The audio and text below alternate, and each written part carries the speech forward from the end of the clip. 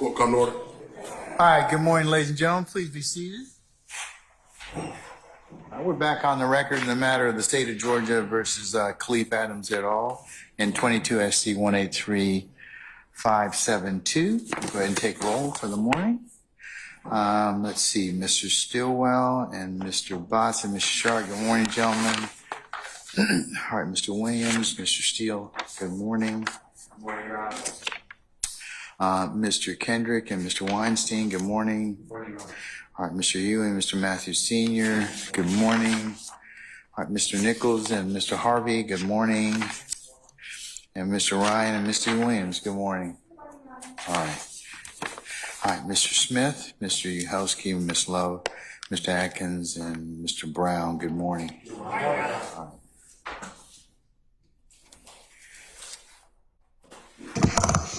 All right, Sergeant Ingram, all our jurors present, sir. Yes, sir. All right. Yes, sir. Good morning, Your Honor. Good morning, everyone. Your Honor and everyone, the court's permission, the sheriff's office approved it. Sitting to my right is Jack Pines, P-I-N-E-S. He is a rising second-year law student at Georgia State University. Are you charging for these experiences, Mr. Steele? You're cycling through a whole bunch of people, you know. Take them all. They're great lawyers to come to. No, it's free labor, okay, so subsidized labor. But what, Mr. Pines? Yes, sir. Good morning, sir. Good morning. Yes, he's welcome to be here. Thank you, sir. All right. Anything else?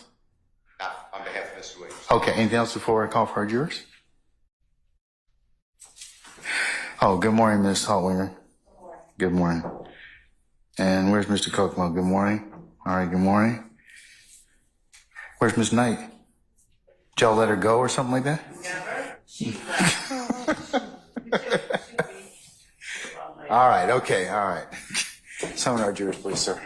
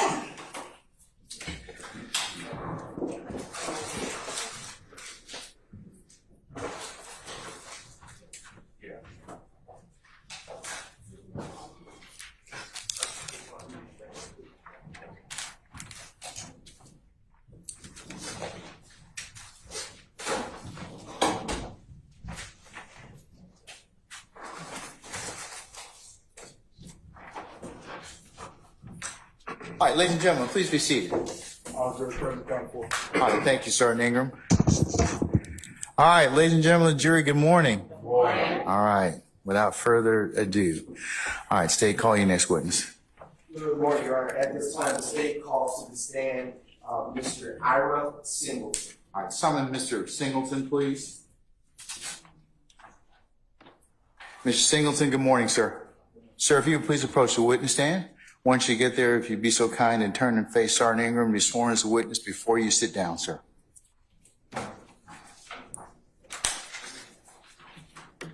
Raise your right hand. Swear to affirm testimony you give the truth, the whole truth, and nothing but the truth. I do. That's it. State this first and last name for the court. I'm Ira Singleton, IRASINGLETON. Good morning, Mr. Singleton. Morning. Where are you from? I'm sorry? Where are you from? Originally South Carolina. Okay. And do you currently live in the metro Atlanta area? I do. When did you move to the metro Atlanta area? Back in 2003. And have you resided here for have you resided here for the major portion of your time since relocating? Yes. Okay. And what is your educational background? I attended Coastal Carolina University, graduated in '94 with a business degree. Okay. And where's Coastal Carolina University? Conway, Myrtle Beach, South Carolina area.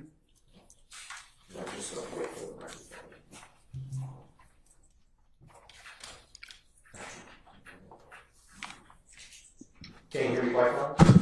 Can you hear me? Okay. All right. What do you do for work? Currently, Yes, sir. district manager for Town Park. And have you always worked for Town Park? No, What did you do before that? I was with Hertz Rent-A-Car. And how long did you work with, well, let me ask you this. How long have you worked in the capacity with Town Park? Started with them, I think, in '22. Okay. To the present? Yes. Okay.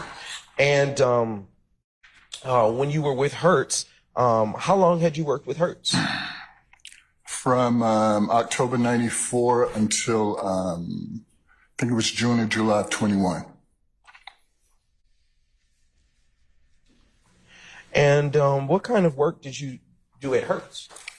So when I left Hertz, I was the general manager at the Atlanta Hartsville Airport.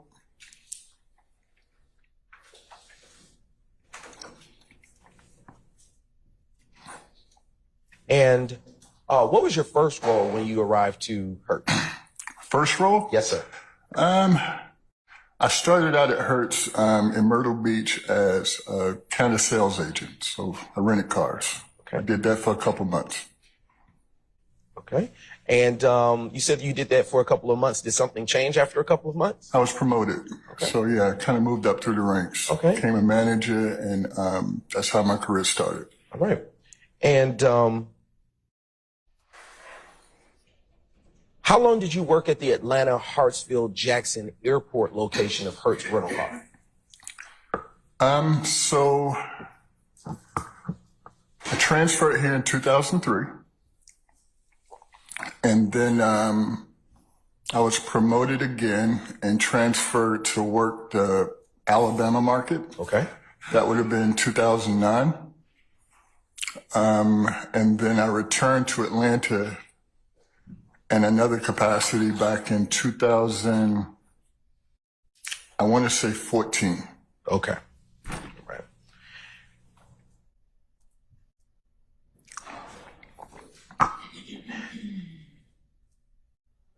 And how many years total did you work for Hertz? About 26 and a half years. Okay.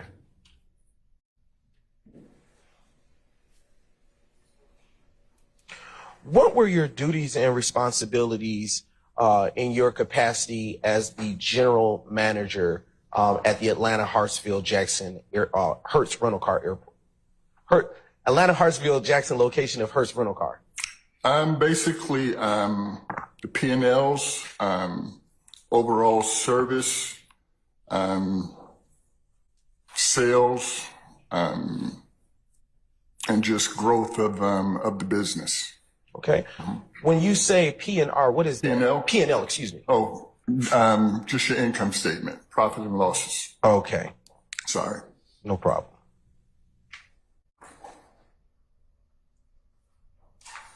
As a part of your duties, would you also oversee the day-to-day business of the business? Absolutely, yes. Did that include supervising other employees? Yes. Okay. About how many employees would you have under your supervision in 2015, say? I would say it was over 400, close to 500.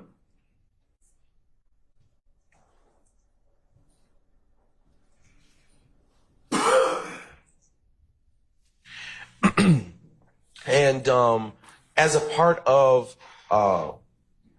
your capacity as the general manager, would you oversee them directly, or was there someone beneath you to directly supervise them? So as a general manager, I had 2 assistant GMs. Okay. And under them, you had different levels of managers. So it was a total of 30 managers, I think, somewhere around that number. And when you say 30, is it correct? Is it fair or correct to say that those 30 managers worked underneath the 2 assistant general managers? Correct. Okay. And Now, you talking 15 or you talking now? oh, in 2015. 2015, I was in a different capacity. I was, I don't remember what the title was, but it was like Director of Operations. Oh, okay. So, yeah. So I reported to the general manager then. I see. Yeah. And so those managers, yeah, they were the level under me. Okay. All right.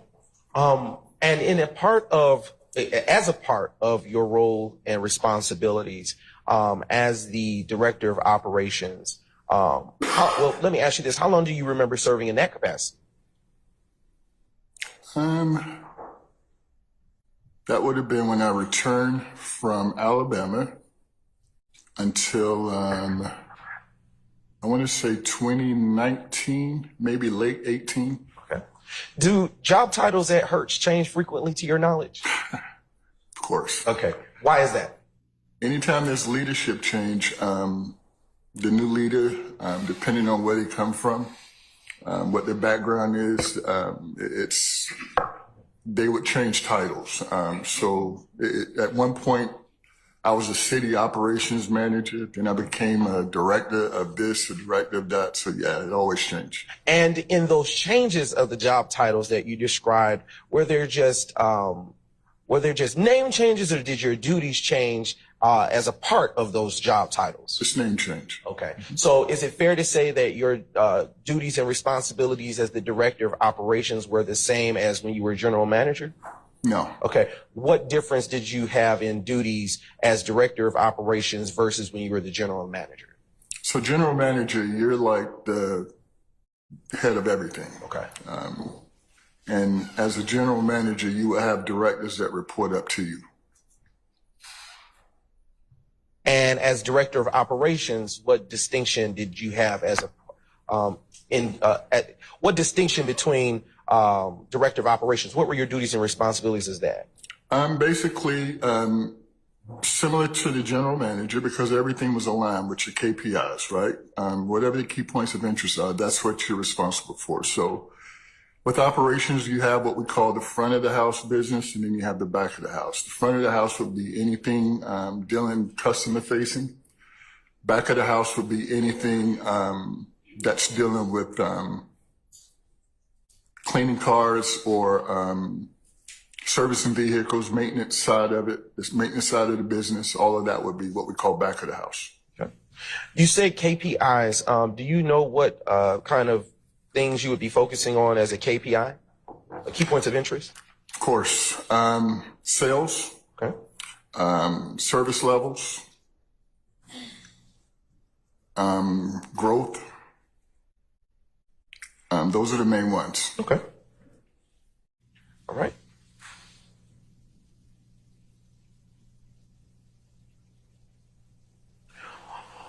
What does it mean to be a gold member or gold customer at Hertz? So gold is a service that anyone can sign up for. If you're someone who rent often, it's an expedited service, whereas a regular customer will have to come in and rent by qualifying at the counter with a driver's license and a credit card. As a gold member, you would come in, select the car, and then once you get to the exit, they would verify who you are, and you would leave. So it was kind of like an expedited service. Okay. All right. And if you're not a gold member, then is there a name or a designation for someone who's not a gold customer? Just regular customer. Okay. Yeah. So we had like several tiers. Okay. Yeah. What is a walk-up renter, if you will? So a walk-up renter would be someone, let's say anyone in this room now who wanted to rent a car. You could just basically go to Hertz, Avis, wherever, and just walk up and, rent a car. Okay. Is there a different location for, say, if I were a gold member that I would go to at Hertz than opposed if I wasn't a gold member to pick up my vehicle? Yes. Where is that location? At At the airport? Yes, it's at the Atlanta airport. So on the third level, if let's say you were flying in as a inbound flight, you were coming in, you caught the Sky Train to the rental car center, you would take the escalators down to level 3. And at level 3, you'll find the main Hertz counter. That's where all the, regular renters would be processed.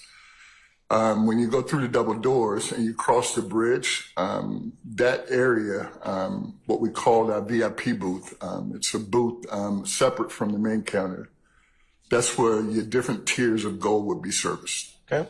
And I want to talk about what you mentioned earlier in portion to the circle back to what you said about the process. So with respect to the process of renting, can you describe how a Gold Club member would know which vehicle was assigned to them if they just walk up to this counter? Are we talking now or in 2015? My questions are centered for 2015. Yes, because it's totally different ballgame now. Okay. Everything has changed Yes, sir. with technology. But back in 15, we had what we call Voltron boards. So similar to, so if I booked a reservation as a Gold member and I arrived at Hertz, once I get to what we call the Gold area where the Gold VIP booth is, if you look to the left, there's 5 panels of boards and it'll look for your name. So your name will be up and it'll tell you what space number your car is parked in. But everything, and that was the benefit of Gold, is that you didn't have to go stand in lines. It's just an expedited service, whereas you can come in, you can see Ira Singleton on the board. It'll say stall 535. You go to 535, load your car, and you go to the exit gate, and that's where your rental is processed. And there really, as a Gold, they would just basically verify with driver's license that you are who you are. And when you say they, who are you speaking about? I'm sorry. They would be the exit gate representatives. Okay. How many gates or locations, or let me ask a better question. Are there checkpoints at Hertz? What do you mean? Security checkpoints. We have exit gates. Okay. The exit gates would be reps. So exit gate reps. Okay. And before I get into that, I want to circle back to something you said. You indicated there was a Voltron board, correct? After a person has identified where their vehicle that they have rented is located on that board, would they have to interact with any representatives at that time? So, no, but let's say I'm in space 535, all right? I'm a tall guy and I get there and it's a Toyota Corolla, right? So at that point, for me to switch that Corolla into something that would be more suitable for my size, I would have to go inside and see someone, yes. Okay. How does a Gold Club member initially make a reservation if they don't interact with anybody to begin with? Everything's web-based. Okay. So you can go online and you can book a reservation through Hertz.com. And as a part of that booking process for a Gold Club member, would you have to enter any personal identifiable information on the web? As a Gold Club member? Yes, sir. No. Everything's already stored. Okay. Would you have to provide driver's license on the web and credit card information on the web? Not as Gold, no. Okay. What point, if at any point, would you provide such details and information for the reservation to be complete? When you exit. Okay. All right. And I want to circle back to the overall process as it relates to picking back up the vehicle. So you stated earlier that a vehicle would be in a particular space. When a Gold Club member would go to pick up their vehicle, would the keys already be in the car? Yes. Would a rental contract or documentation already be in the car pertaining to that person? In 2015, yes. Okay.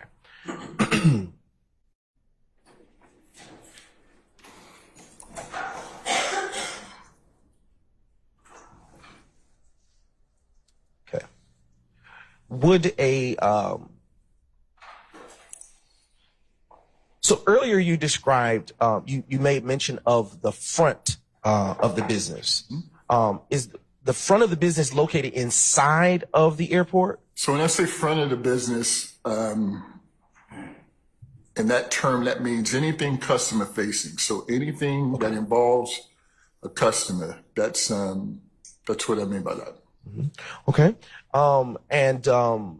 As it relates to the process that you described you kind of touched on as it relates to persons who are not Gold Club members, what does that process look like for a person? You can answer the question. Repeat your question? Sure thing. What does the booking process entail for a person who is not a Gold Club member? Okay, so if I was to go online and book a reservation, I would have to go through the process of selecting a car that I want to drive. And to complete the booking, you would have to put in a driver's license and a credit card as a regular customer. Okay. And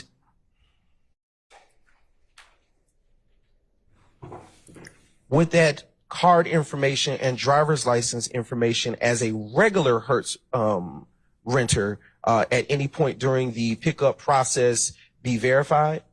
Absolutely, yes. When would that particular portion of the verification process occur?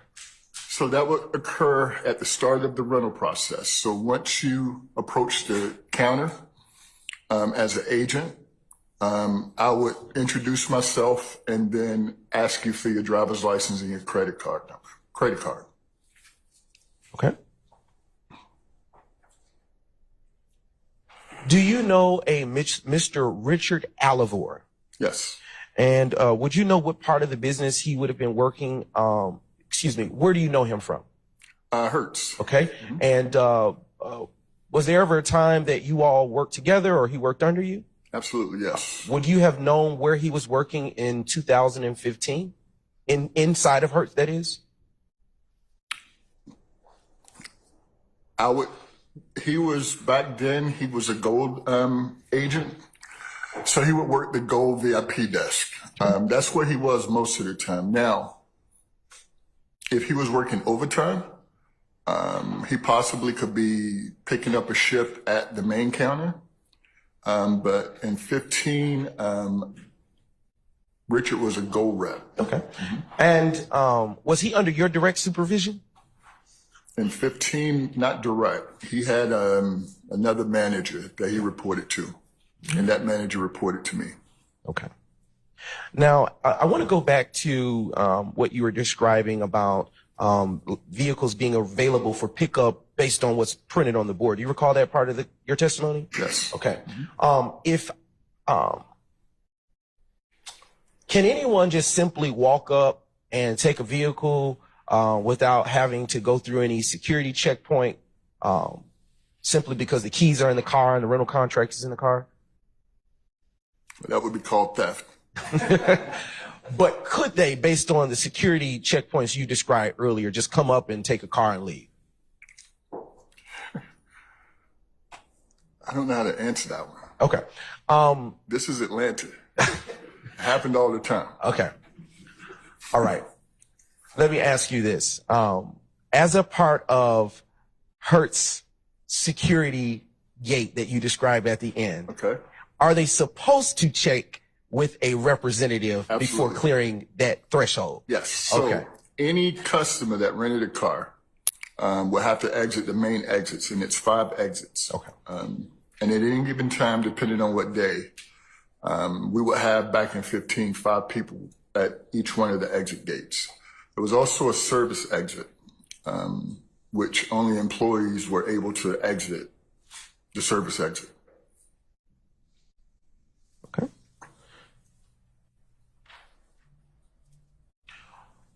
Whether I was a gold member or whether I was a regular walk-up member, Hertz renter, Yes. would Hertz always confirm? Was it the policy or the procedure of Hertz to confirm that the driver's license identification and the person inside the vehicle were the same prior to leaving through the exit gate? Objection, that's an answer. Overruled, sir. You can answer that question. Regular customer, gold customer? Which one? Either.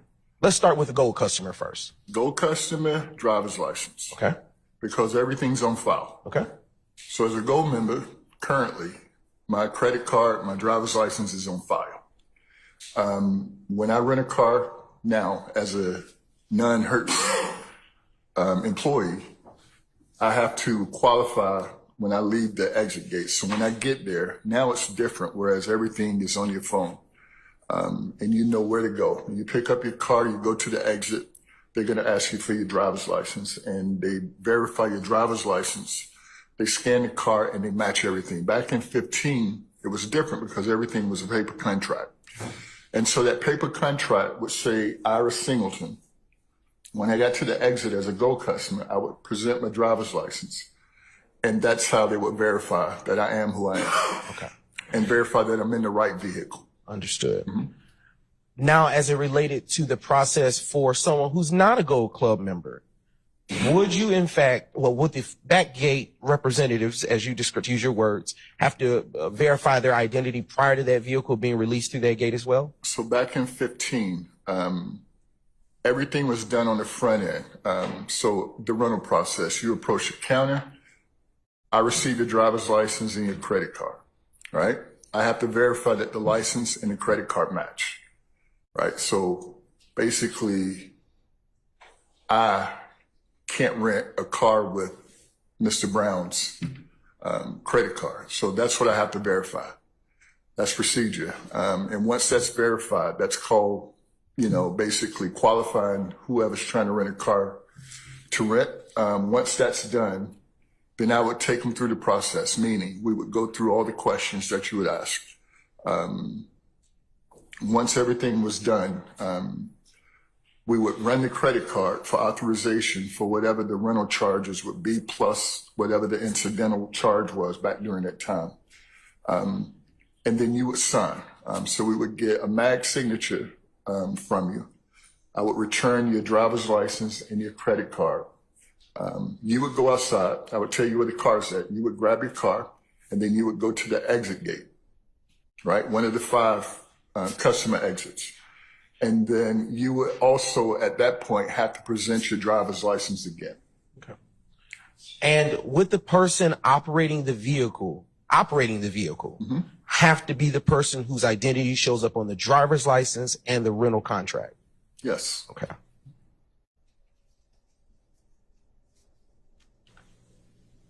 What is an AAO? Additional Authorized Operator. And how does one become an additional authorized operator? All right, so let's say we're renting a car. Let's say me and you are traveling together. The way that works is if I'm the primary and I rented the car and I know that Seth Brown is going to be driving the car, then I will have to bring you to the counter and you will have to qualify the same way I did with your driver's license and credit card. Okay. And then you would be signed up. You would have to be signed on the rental agreement as an authorized operator. And then there's a fee associated with it as well. Okay. Do you know what that fee would have been in about 2015? $7 a day. Okay. And does when a AAO is in the vehicle with well, let me ask you this question foundationally. What is a primary user or primary renter? Primary is the one who had the reservation and presented the credit card and driver's license to actually rent the car. Got it. So when a vehicle is going through the exit gate, one of the exit gates that you described, would the AAO also have to show verification of identity, or would that only be something for the primary renter at that time? Whenever you rent a car to leave in that car, only the primary can drive it out of the exit. So if I sign you up as my AAO, you wouldn't even qualify to leave the exit. The driver has to, the person who rented the car has to leave with the car.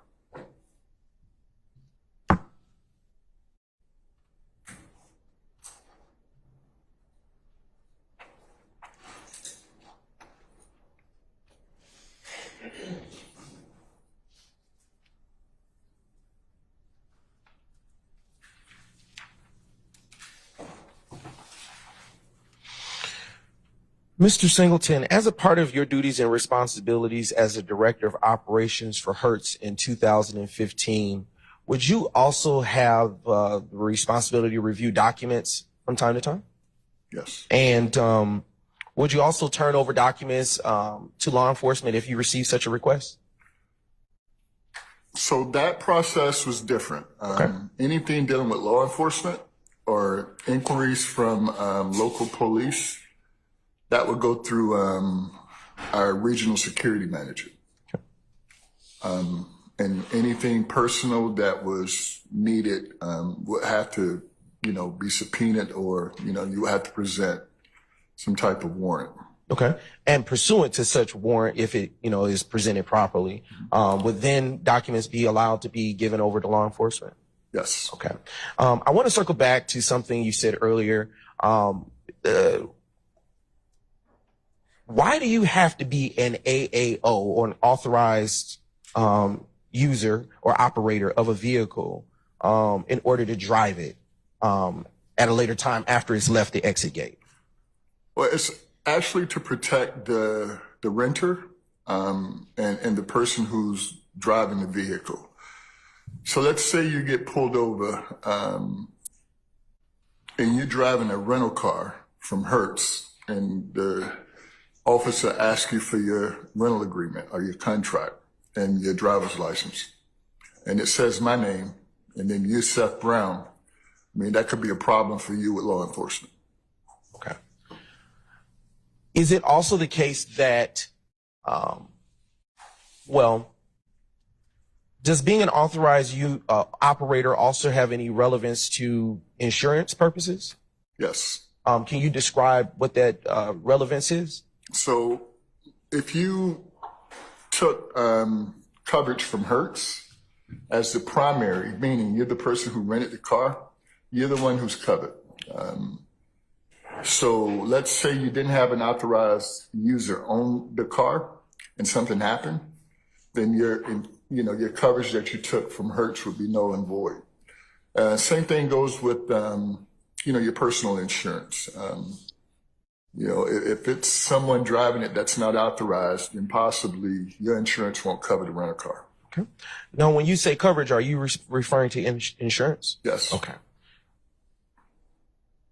Is a rental record the same thing as a rental agreement for Hertz purposes? Yes. Okay. What is the daily reconciliation of business? Frank. Basically, it's a summary of things that have occurred that day. And are you familiar with daily reconciliation business? Daily reconciliation of business printouts? Yes. Okay.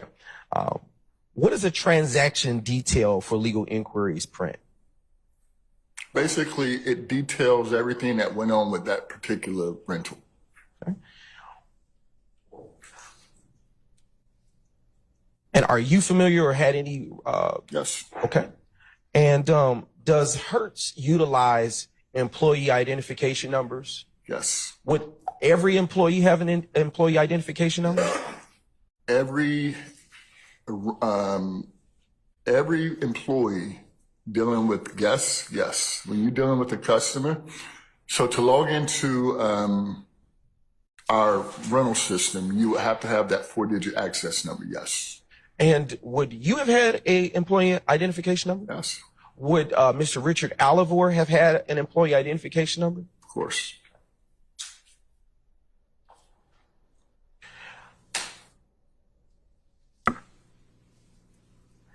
And as it relates to the rental agreement or rental record, as they are used interchangeably, is that something that Hertz keeps in the ordinary course of business?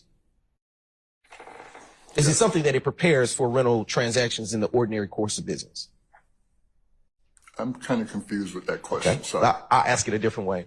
Does Hertz prepare rental agreements ordinarily for rental transactions?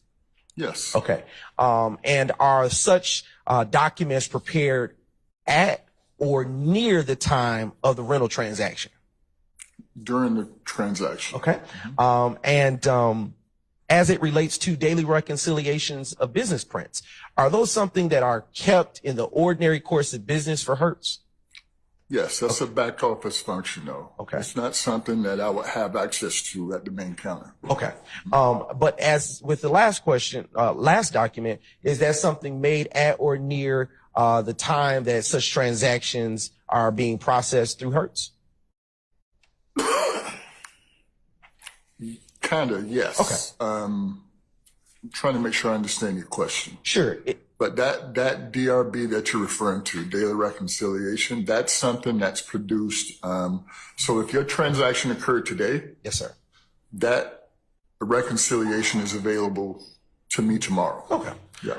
And as it relates to transaction detail for legal inquiries, are those something that is also kept in the ordinary course of business or prepared, as I said, with the prior two documents? Okay. And are those typically made at or near the time that the such transaction or inquiry is made by Hertz? Mm-hmm. Okay. And would you recognize those type of documents that being a rental agreement, a reconciliation of business, a transaction detail for legal inquiries, and a rental agreement as well? Mm-hmm. All right.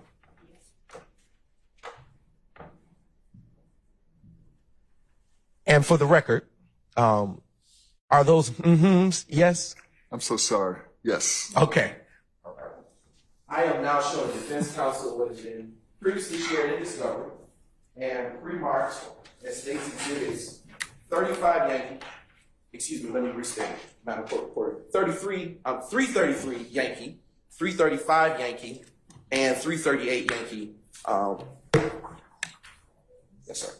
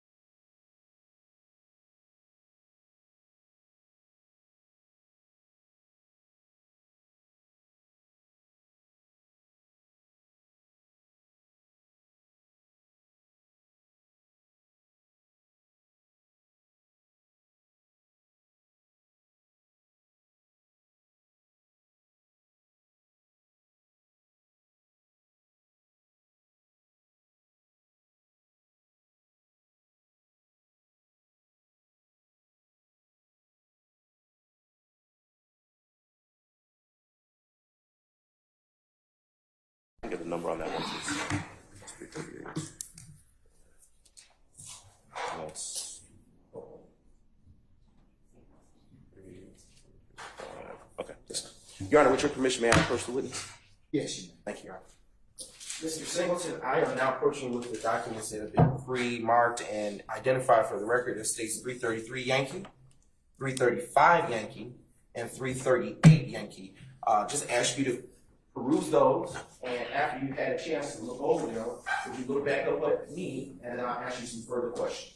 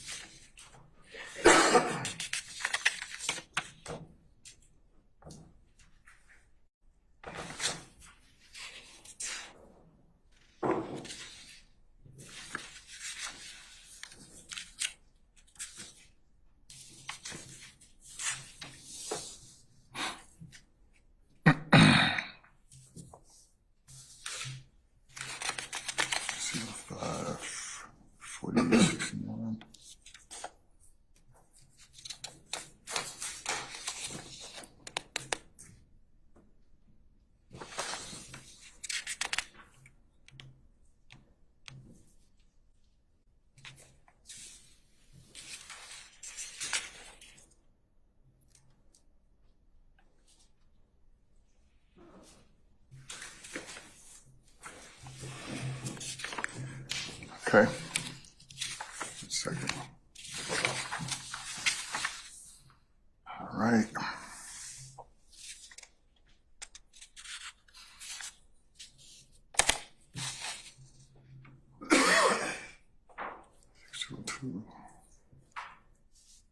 Okay.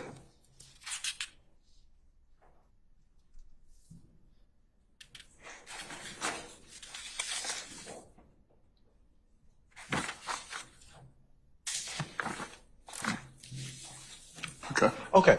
Have you had adequate time to review states 333 Yankee, 335 Yankee, 338 Yankee?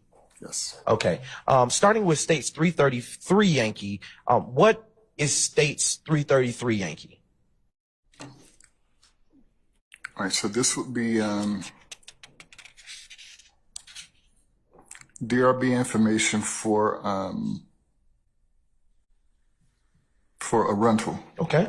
And is that such a document that you would be familiar in your capacity as the Director of Operations? Yes. And have you had an opportunity to review that document, that being states 333 Yankee, prior to coming to court today?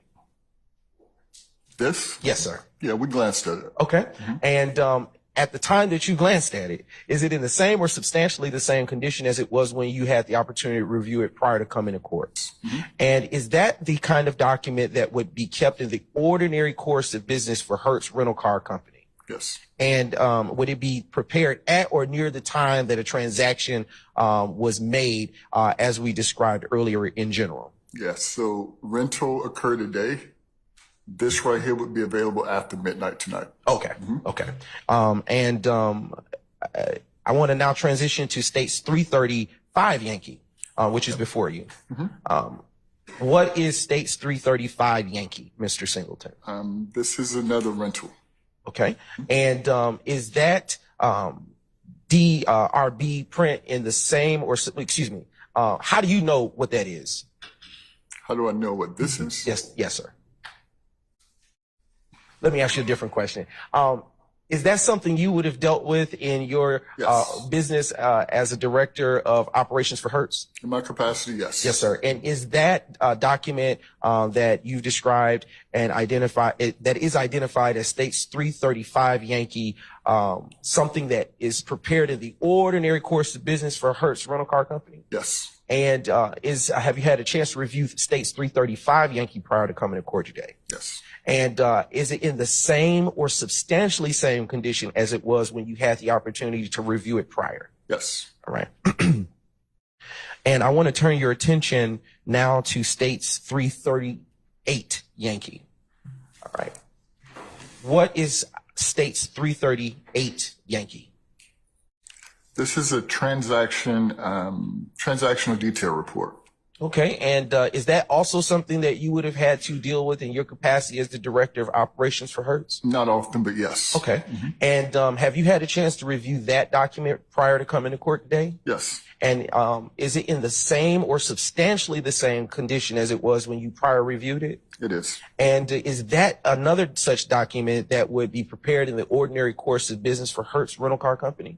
Correct. Yes. Correct. Your Honor, at this time, the state now moves request for the admission of States 333 Yankee, 335 Yankee, 338 Yankee into evidence, and subject to your ruling, request permission to publish. Any objection to States 333 Yankee, 335 Yankee, or 338 Yankee? No, specifically as regards basically the 338 Yankee, I'm going to object to that based on relevance. The court has not going to take a look at my position that it contains irrelevance. Do you have any objection to 333 Yankee or 335 Yankee, sir? No objection. Anybody else? All right, States 333 and 335 Yankee are admitted and may be published as you see fit. Let me see 338 Yankee, please.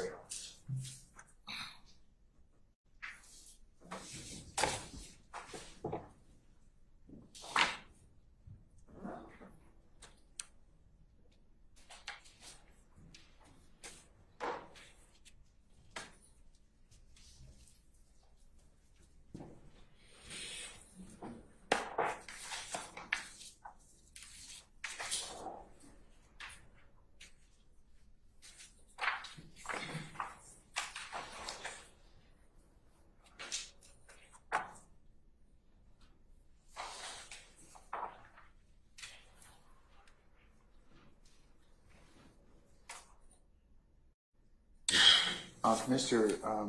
Adams, I've had an opportunity to ponder your objection, sir. I'm going to overrule it. I'll give you continuing objection. I'm going to admit as well as States 338 Yankee over objection. It may be published as you see fit.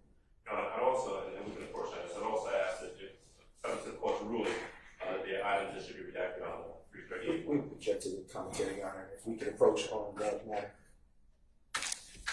Come on up.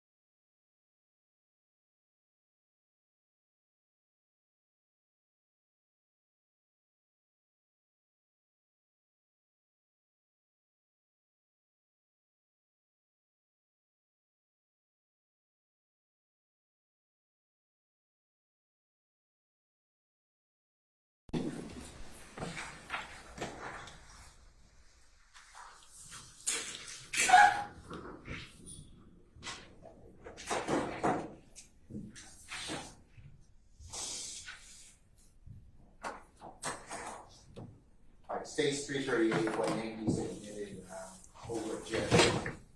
And published. Thank you, Your Honor. And state is going to start with states 335, coming to 333 Yankee. And if you just give us a brief indulgence, Mr. Singleton, you will see something populate on the screen to your immediate left.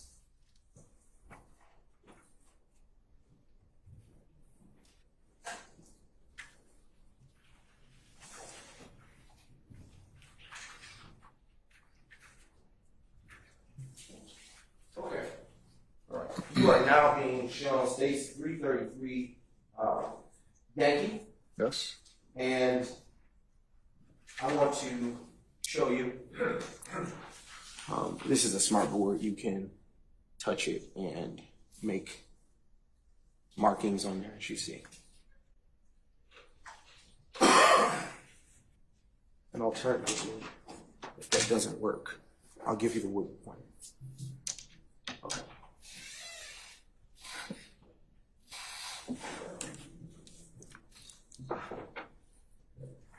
Starting with states 333 Yankee, can you tell the ladies and gentlemen of the jury what it is that we are looking at here? Or what is this document?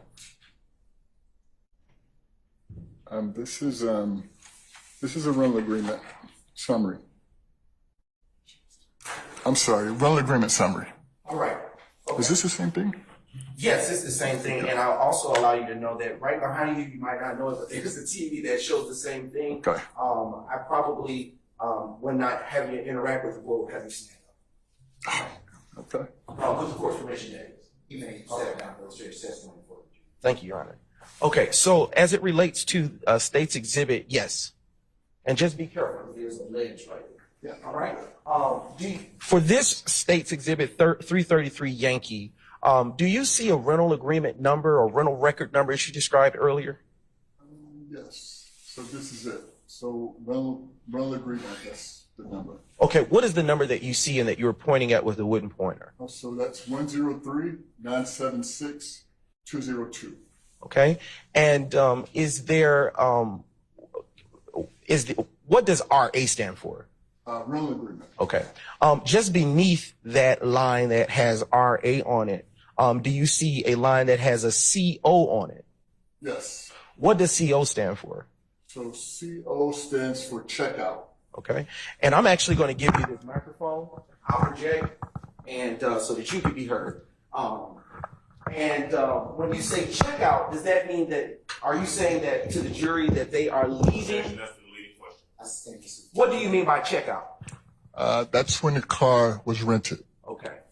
Okay. And what date and time do you see associated with checkout? So this would have been January 2nd, 2015 at 9:08 p.m. Okay. And as it relates to the items that are next to it, do you see a TMDW? Yes. What does that stand for? That's telling me this person is on a weekly rental rate plan. Okay. The items that are next to it that say ZE, what does that tell you as you look at that today? In 26 and a half years, I've never known what that meant. Okay. Sorry. The numbers that are directly adjacent to the numbers you have never understood, the letters that you've never understood them to be. Right. What does that mean on that line that's consistent with checkout? So here? Yes, sir. Okay, so every Hertz location across North America has alpha and a numeric number. So this is telling me 145011, that's the Atlanta airport.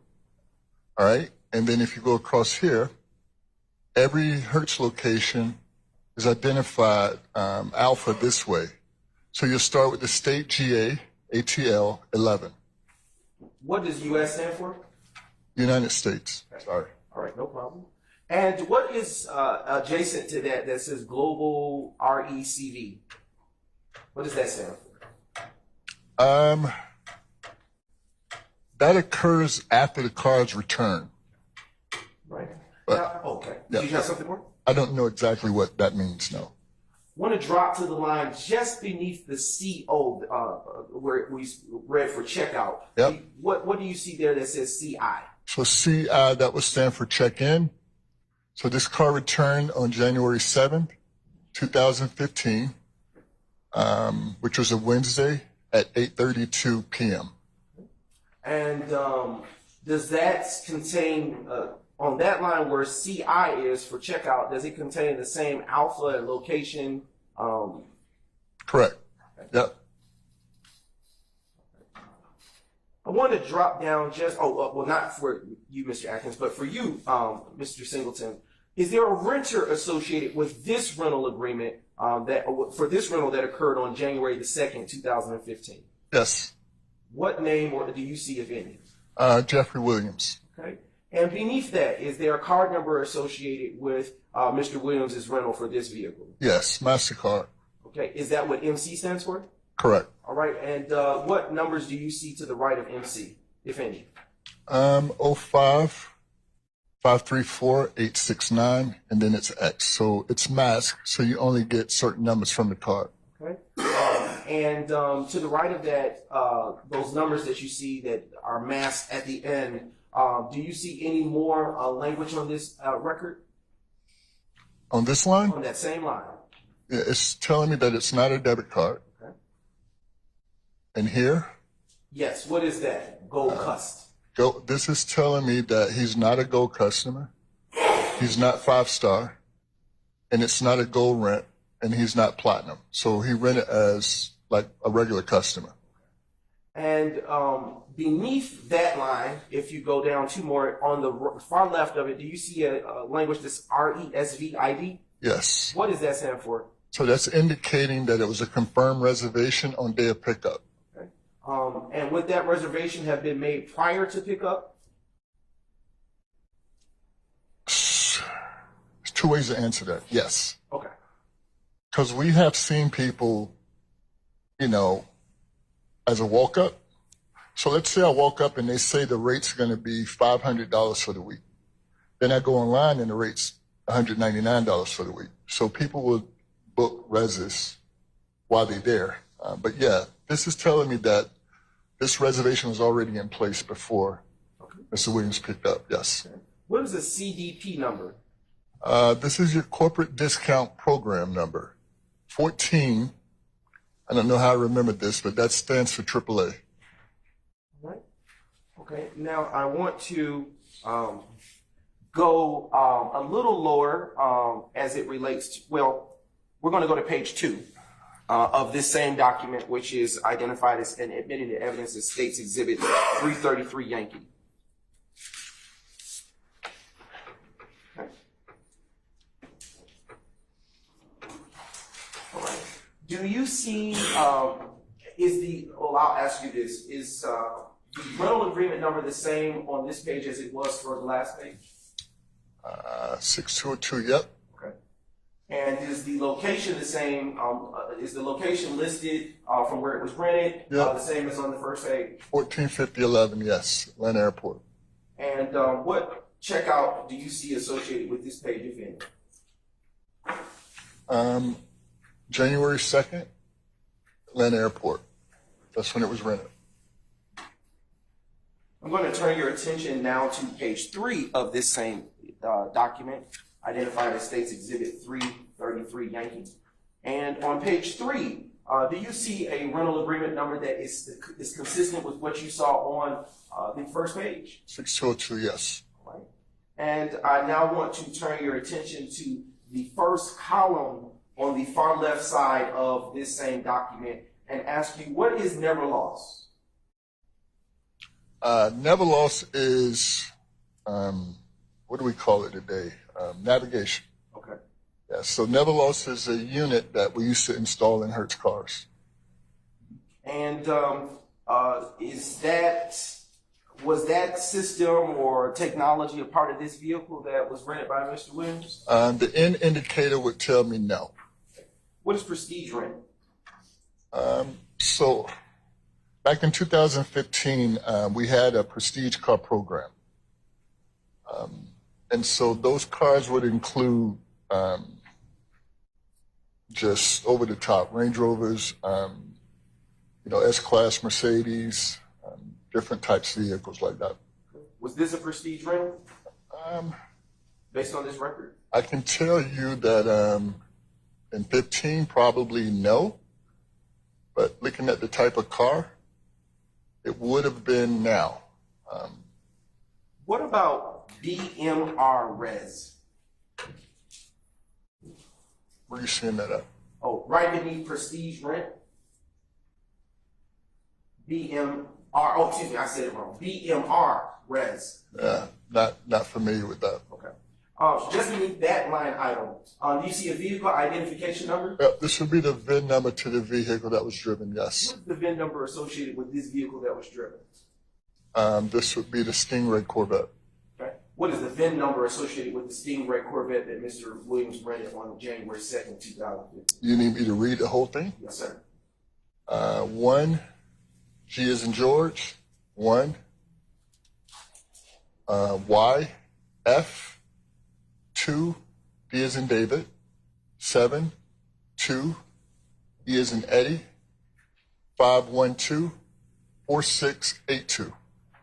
All right. Is there a tag state? Is there a state associated with the tag number? This one's registered in Georgia. What is the tag number? Charlie Kite 1725. And what is a vehicle model? So that's an internal fleet department model for Hertz. So if I was doing a model inquiry and I put this in, that would pull up Corvette. So basically, in Hertz terms, that would anyone who's working on our fleet team, this would indicate that it's a Corvette. All right. I want to turn your attention to the center column of this document. And do you see a line that says CKOT-ODO? In the middle? Yes, I'll direct your attention with the pointer. On this line right here under level never lost model. Okay. These two boxes, I want to focus your attention. What are what are contained in those fields of this document? So this would be the odometer reading going out, and this is the odometer reading coming in. And why would you all have listed such readings on this document? So odometer readings are important because let's say this was a car that was being rented to drive one way. Let's say he was going to rent this car and drive it to, say, Texas. Some of those rentals include mileage charges. So that's why the start and the ending mileage would be necessary. And also for us, odometer readings are important that we record them because depending on like a Stingray, if that's a car that's part of a program, like a lease, they're not going to want this to get above 20,000 before it would go back. Yeah, so probably too much information. No. I want to turn your attention now to page 5 of this same document.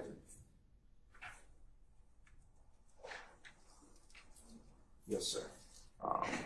Do you see on this document, on this page of the same document, the days charged?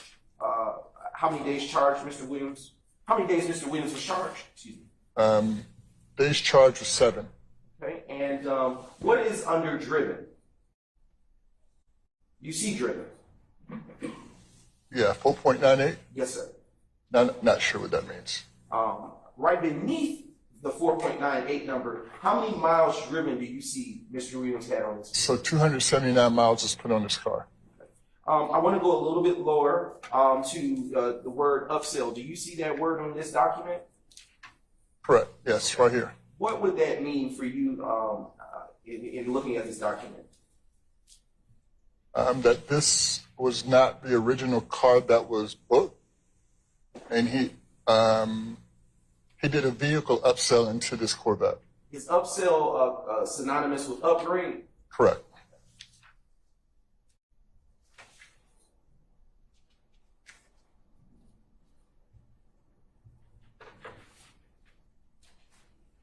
want to turn your attention to the next page of this document. All right. On the furthest right-hand column of this document, do you see a line that says age diff? Correct. What is that? That's telling me that the renter was underage and he paid a fee to drive this vehicle. Underage fee. What would have been considered underage for Hertz in 2015? Anything under 25. And I'm going to turn your attention now to the final page of this document, which is now page 7. And I want to start with, on the furthest right-hand column, do you see a line that says birthday? Correct. What is the birthday associated with that column? 8/16/1991. Do you know that to be August 16th, 1991? Correct. All right. Do you see a line under that? Yes. What is the age at rental for Mr. Williams for this particular This is telling me he was 23 years old. Okay. Is there a second driver associated with this rental? No. Okay. And how do you know that? So if there was a second driver, that information would be here. And when you say here for the record, where are you speaking about? On the line under age at rental, it would say second driver age, and that would be listed there. Okay. And I want to turn your attention now to not States Exhibit, but the furthest left side column of this same document. Do you see an address associated with Mr. Williams' rental? I do. What is that address? So this address at time of rent, which would have been taken from the driver's license unless he indicate to us that the address has changed. It's 3424 Ruby H. Harper Boulevard, Southeast, Atlanta, Georgia, and zip code 30354. Is there a billing phone number associated with this address? Yes. Yes. What is the billing number? 404-798-8491. Is there a home number associated with this rental?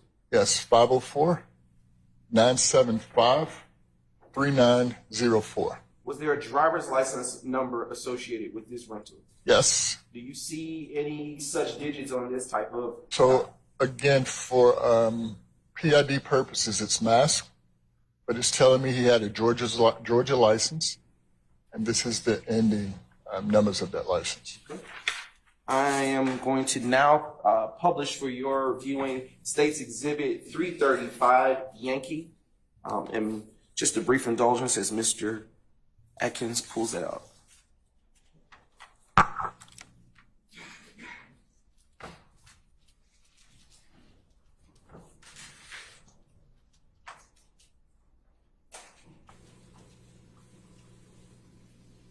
Okay.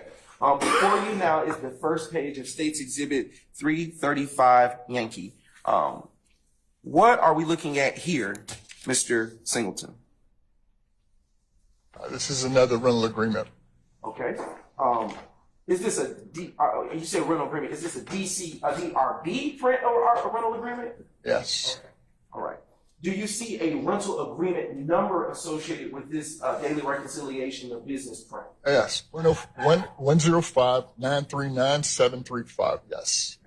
And can you tell the ladies and gentlemen of the jury what was the check-out date, if you see any associated with this rental? So this one went out on January 7, 2015 at 8:34 p.m. And do you see any code next to the time that this checkout was for this vehicle? Yes. So this one went out on another weekly rate. This is a web weekly rate plan. So is it fair to say that this rental would have occurred on the reservation would have been performed on the internet? Correct. Okay. Is there a location associated with this, as with the last DRB report from where this vehicle was taken? Yes, 145011 Atlanta Airport, USGA ATL 11. Okay. And do you also see a check-in date with respect to this rental? Yes. What is the check-in date that you see with this rental? This one came back on 1/11/2015 at 1:50 p.m. Do you know that to be January 11, 2015? Correct. And is that is the code or location for that return the same as it was for the checkout? It is not. So this one changed to a standard daily rate. And this is still showing that it checked in at the Atlanta airport. And Mr. Singleton, can you tell the ladies and gentlemen of the jury, as it relates to State's Exhibit 335, Yankee, is this rental agreement, this daily reconciliation of business print associated with any particular renter? Yes, Who is the renter associated with this DRB print? it's Jeffrey Williams. All right. Is there a card number associated with this DRB print? Correct. What card number do you see? MasterCard. And it's the 1534869. Is there any alpha numbers after that? Just, it's mass, so X, yep. All right. Is there, next to that, on that same line of this document, do you see any language saying debit card? Yep, so this is telling me that it's not a debit card. Okay. And for this DRB print, can you tell if he was a gold customer? Not with this page, no. Okay. To the furthest right column of this document. Oh, I'm sorry, yes. So this is telling me that this is a regular rental. Gold customer, no. 5-star, no. Gold rent, no. So yeah, none of this. Yeah, it all indicates that it was rented at the in the normal rental. And when you say at the normal rental, are you saying that he would have had to come up to the regular counter that you described earlier to make this transaction? Yes, but we process rentals, and you can do a regular rent at any terminal. So if you're inside the Gold VIP booth, you can do a regular rent. If you're at the main counter, of course, we do regular rents there. All right. Is there a now turning your attention to the furthest left-hand side of this document, is there a reservation ID associated with this rental transaction? Yeah, it's right here. And when you say right here, what numbers or digits are you looking at on this document? All right, so that's G 443058 12 F as in Frank 4. Beneath that, well, I'm going to turn your attention, to the center column, do you see a line that says days driven? Yes. What numbers, if any, do you see associated with days driven? Days driven was 3.72. Days charge was 4. Okay. Why is there a difference between days driven and days charged?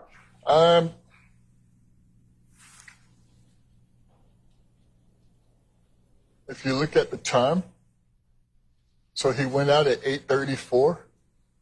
If he would have brought it back closer to 8:34, days driven would have been 4. So it's kind of like, because it came back early that Sunday. It came back early. So I want to, and you don't have to publish it, I just want to show you the prior state's exhibit that was admitted and have you look at it, which was states 333 Yankee. Keep this one up, Mr. Atkins.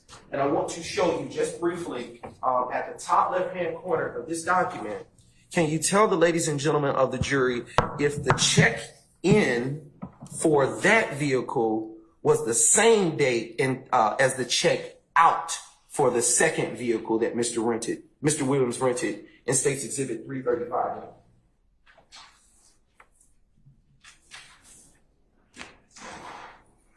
Hold on. 8:34. Yeah. Same day. Okay. Do you know, can you tell the ladies and gentlemen of the jury, based on the times, if it were the case that this would have been a swap happening all in the same time? Bear with me one second. Sure thing.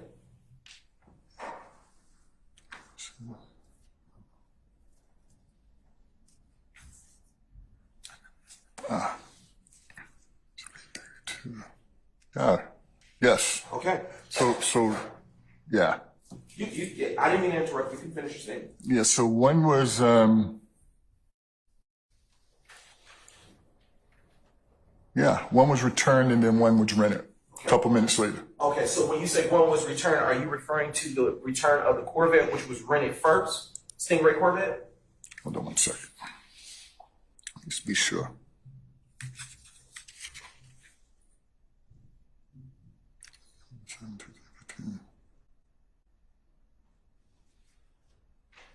Yeah.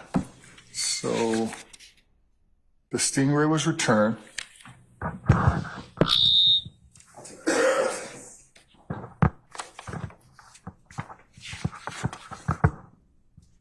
And then the Q50 Infinity was rented. Okay, all right. I am now going to ask you to stand back up.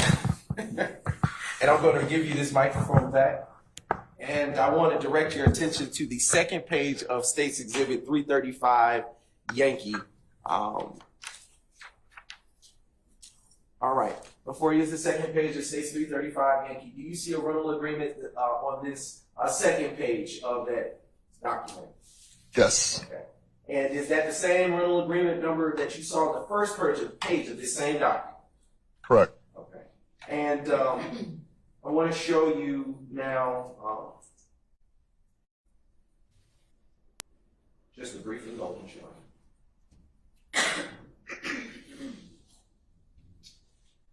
Okay. On this second page of this same document, do you see a checkout due date? No, well, first, do you see a DRB date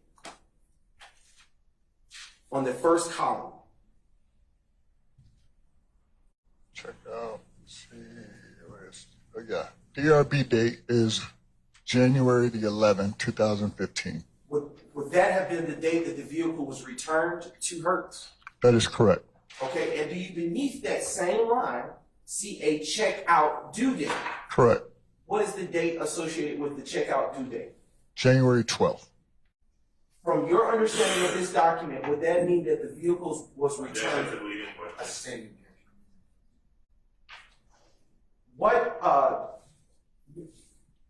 What do you, was this vehicle returned early?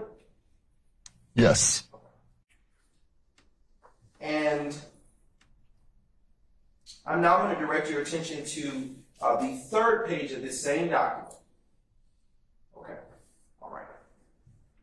Was this vehicle, based on this document, that being the Infiniti Q50, equipped with never lost technology?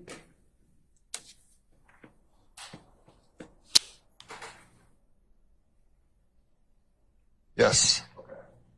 And you're pointing, for the record, are you pointing to the line of model? So under model description, it's telling me that this car is a never lost Q50, rear wheel drive with the sunroof.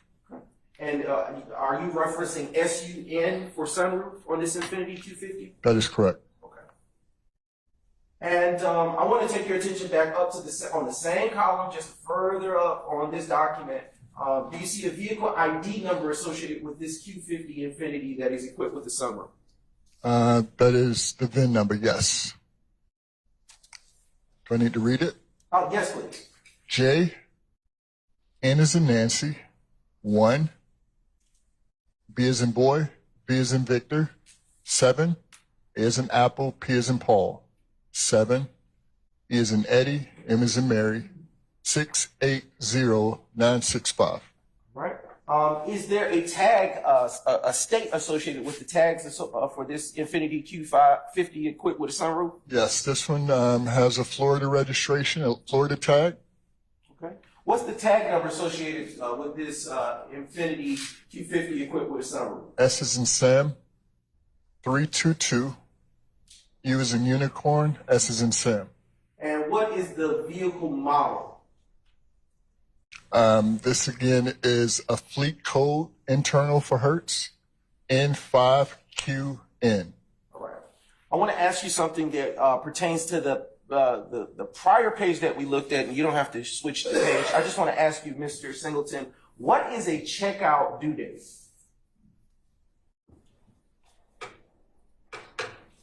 Yes, you can answer. Sorry, a checkout due date? Yes, sir. Yeah, this when the car is due. Okay. Yeah. And is it allowable by Hertz for a person to return before the checkout due date? Yes.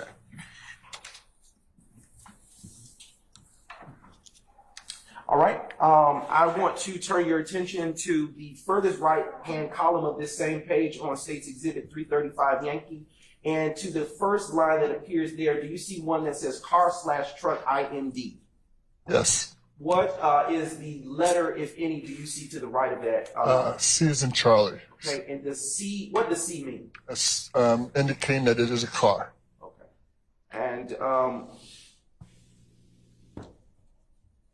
I'm now going to turn your attention to the next page in subsequent order on this same document. And actually, we're going to go to the next page after that. I apologize. Okay. You are now looking at the fifth page of States Exhibit 335 Yankee. I want to inquire of you, do you see a rental agreement number associated with this same page? Yes, sir. Okay. And do you see underneath that rental agreement number an area where you see RQs? Yes. Okay. And underneath that, do you see a days charged? Yes. How many days charged do you see? 4. All right. And what in that furthest right-hand column on that same line, do you see free? I mean, furthest left-hand column. Furthest right-hand column of the left side of this document, do you see a word that says free? Correct. All right. And what does that pertain to, if you know? Couldn't tell you. Okay. All right. But nothing's free. That might be what the N is for. All right. How many miles driven? How many miles did Mr. Williams drive in this vehicle that he rented? So with this particular car, he did 271 miles. Okay. And in this Infiniti Q50 with the sunroof, can you tell the ladies and gentlemen of the jury if there was an upsell? Correct. So that amount is here. And what is that amount that you see on that document? $400. And why was there an upsell? Based on this document, can you tell the ladies and gentlemen of the jury what kind of upsell that would have been? So that's not listed here, but if you go back to the top, that's not here either. That's on a document that we saw earlier. It'll tell you what was actually reserved and what it was upgraded to. All right. Okay. Excuse me. And I want to turn your attention to the next page in subsequent order that appears on States Exhibit 335 Yankee. Mr. Brown, Yes, before sir. you do that, I have a good authority that people need to take a break. I understand. So we're going to go ahead, ladies and gentlemen, we're going to go ahead and take a comfort break, about 10 minutes, and then we'll come back, all right? All right, all rise.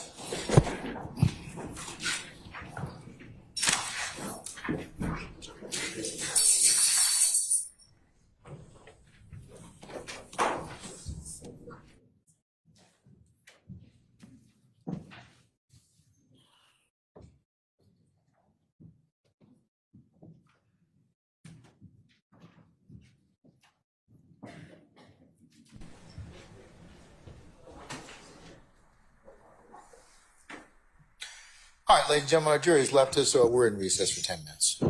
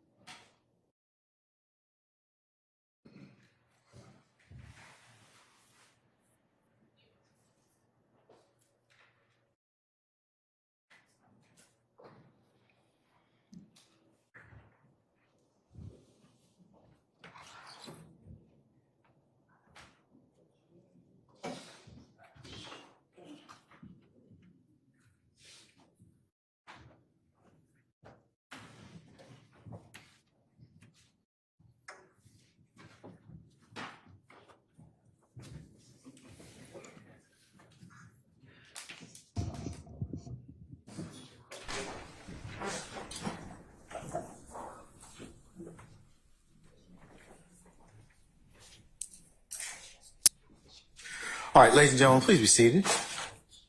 I'll do it, President Counsel. All right, thank you, Sergeant Ingram.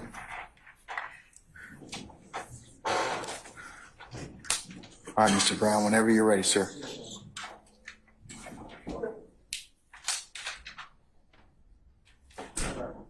And I am now republishing for the record State's Exhibit 335 Yankee.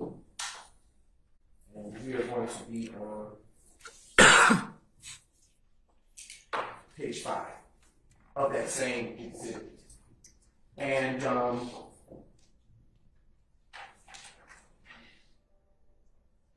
right, actually we're going to go to the next page, page 6, Mr. Atkins.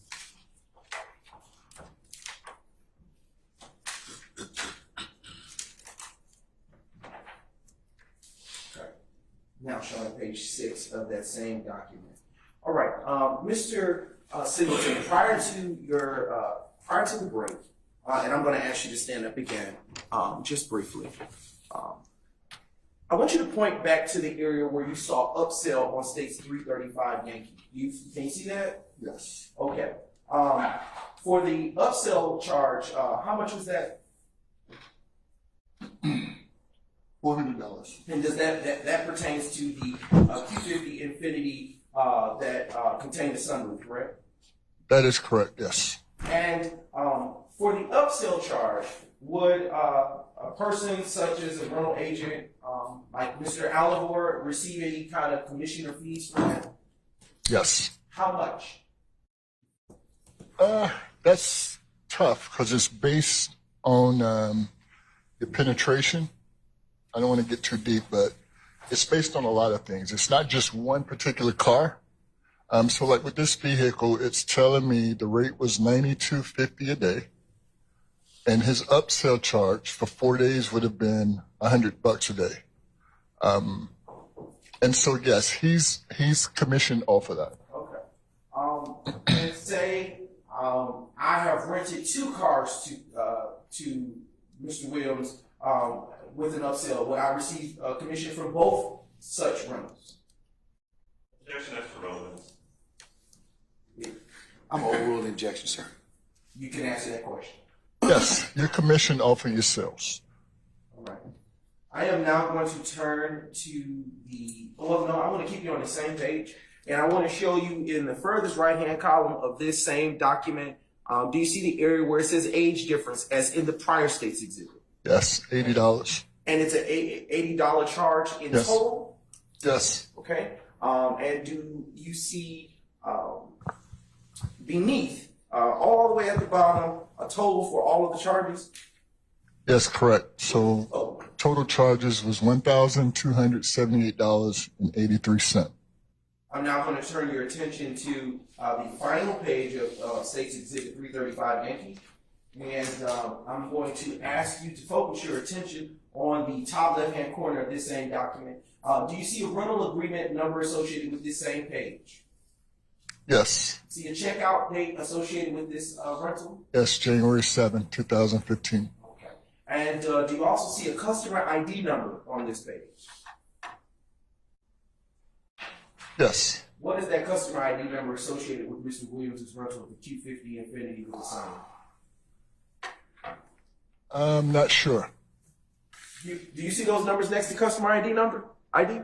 Yeah, 05207 Okay. 88991. Okay. And now I want to turn your attention on that same line. Yes, sir. Do you see auto gold all the way across? Yes. Okay. And what is the code, if any, do you see associated with that line? For auto gold? Yes. No. Okay. Do you see anything beneath that line? Yes, it's birthday. And what is the birthday associated with that line? August 16th, 1991. Do you see a line beneath that line for the birthday? Yes. What is the age at rental? 23. And do you see if there is a second driver associated with this vehicle? There is no second driver associated with this vehicle, no. And are you able to say that because the line is blank? That is correct. I want to turn your attention to the name of the rental. What is the name of the rental for this? Jeffrey Williams.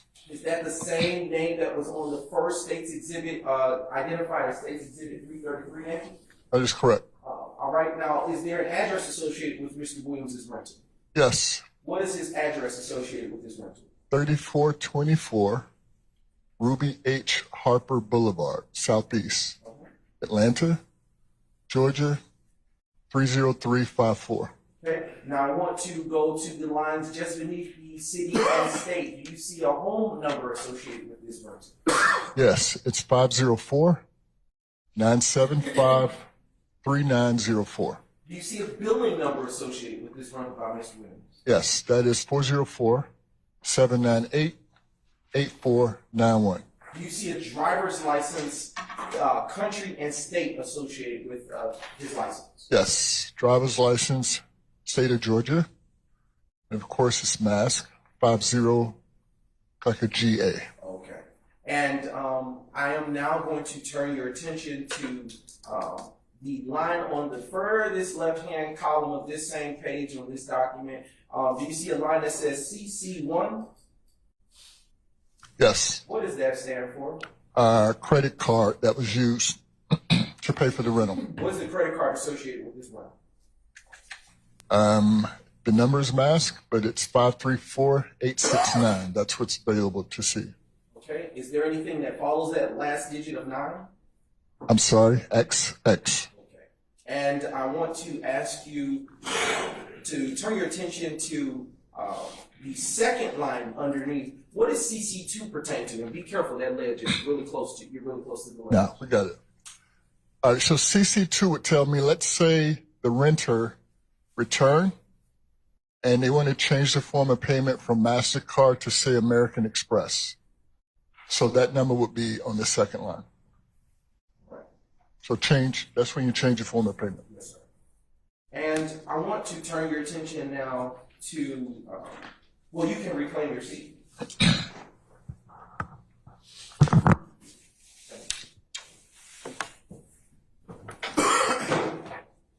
And I am going to show you what has already been admitted in the evidence in State's Exhibit 338 Yankee. And I want to leave these in front of you because you're going to cross-reference.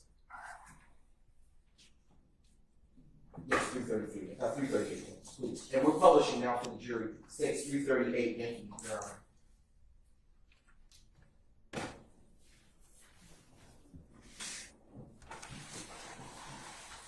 Okay.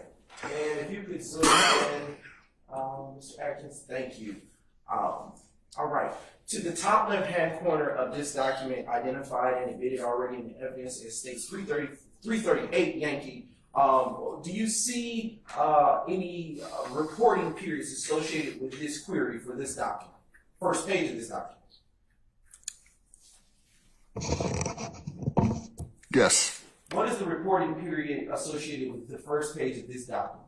Identified as states 338 Yankee. You looking for the checkout date? No. I want to direct your attention, and I am now approaching the witness and showing. Sorry. Yes, sir. Mm-hmm. So this transaction was pulled from Data Warehouse. Oh, that's not. Excuse me. This was pulled from Data Warehouse December 2014, and the inquiry was from the 14th until 2016 March. What is this document? This is what we call a transaction detail. Okay. For legal inquiries. Okay. And for the reporting period that you see, do you see that? Yes.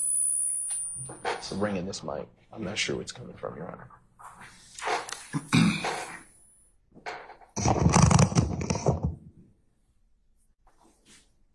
What is the reporting period that you see for this first page of this document? December 2014 through March 2016. What does that reporting period mean for this first page of this document? So basically, whoever requested this This would have came from corporate. They asked to pull rental agreements, records for this particular renter, and they wanted information on December 2014 through March 2016. So is it fair to say that this first page of this document only covers that time period listed next to reporting period? That is correct. Okay. All right. What is a a transaction detail for legal service, a legal inquiries report? So any investigation, that's what this would be. So let's say an investigator came and there was a robbery or whatever, or shooting or whatnot, then they would request, if they have a person of interest, they would say, hey, I want to see how many cars have you rented from this time to that time. So that's what this is. So it's basically a summary of all the rental agreements. And what this report does is it captures every rental that that person has rented in that period that you inquire. Okay, so for the time period associated with December 14th, March 2016, on the first page of this document, identifying the head of States 338 Yankee, is there a renter or subject associated with this inquiry? Yes. Who is that? Who's that person? Jeffrey Williams. Okay, and is there a driver's license associated with this query for this first page of States 338 Yankee? Yes. What is the driver's license number associated with this query for this 338 Yankee exhibit? 05 617 16 50 GA. All right. I see. Do you see a segment associated with license plate number on this first page of this document? Yes. Is it blank? The license? Oh, yeah, that is, yes. Why would that be blank? Do you know? So basically, you're going to have multiple rentals. So it's going to list it under the transaction. All right. So now turning to your, do you see just beneath license plate a set of boxes? Yes. Okay. Starting with the first line of boxes going horizontally, what is the RA number listed on the first line of that graph that you see there? 103 976 202. And does that, is that when it says RA number, is that pertaining to rental agreement? Correct. Okay, I am going to approach you with states exhibits 332 and 332 and 334 Yankee, both Yankee. I'm going to position them as so for ease of reference.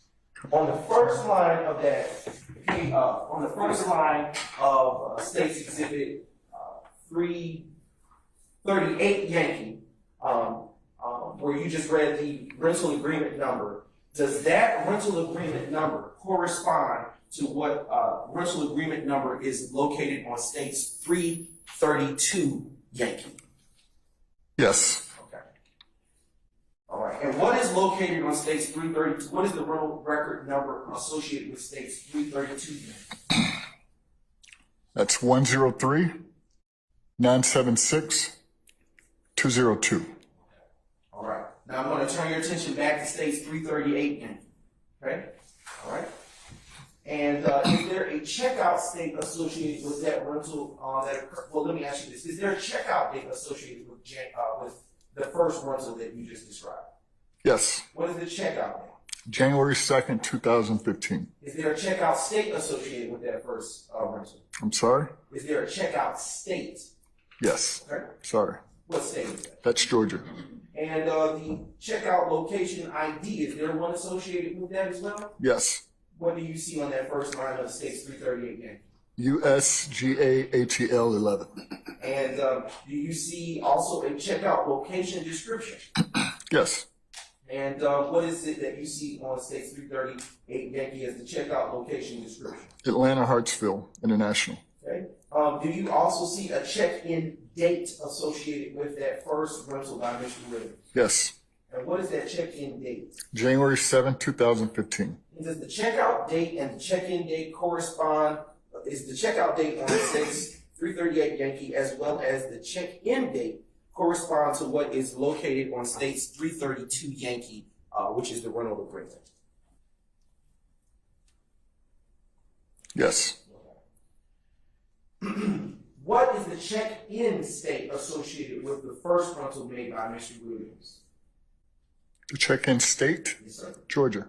And is there a check-in location ID associated with that first rental by Mr. Williams?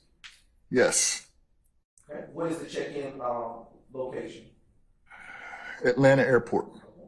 And is there a date of birth associated on states 338 Yankee? Yes. Does that date of birth correspond with what has already been previously identified and admitted in the evidence as states 333 Yankee? And I'm turning your attention to page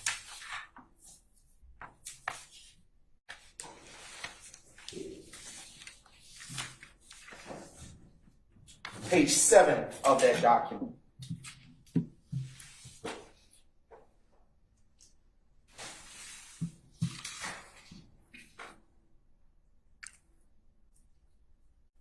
Yes.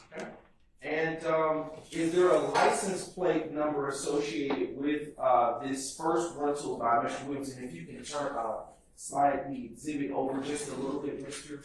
Atkins. Thank you. For the jury to see. Is there a license plate number associated with states 330 Yes. Yankee? Mm-hmm. And what is that license plate number associated with that first one? CCK 1725, Georgia. And does that license plate correspond with the first rental that Mr. Williams made on January the 2nd, that basing your attention on states 332 Yankee? Yes. Okay. And based on states 338 Yankee, if you can go over just a little bit more, Mr. Atkins? All right. Is there a VIN number associated with that first rental that Mr. Williams had? Yes. What is the VIN number?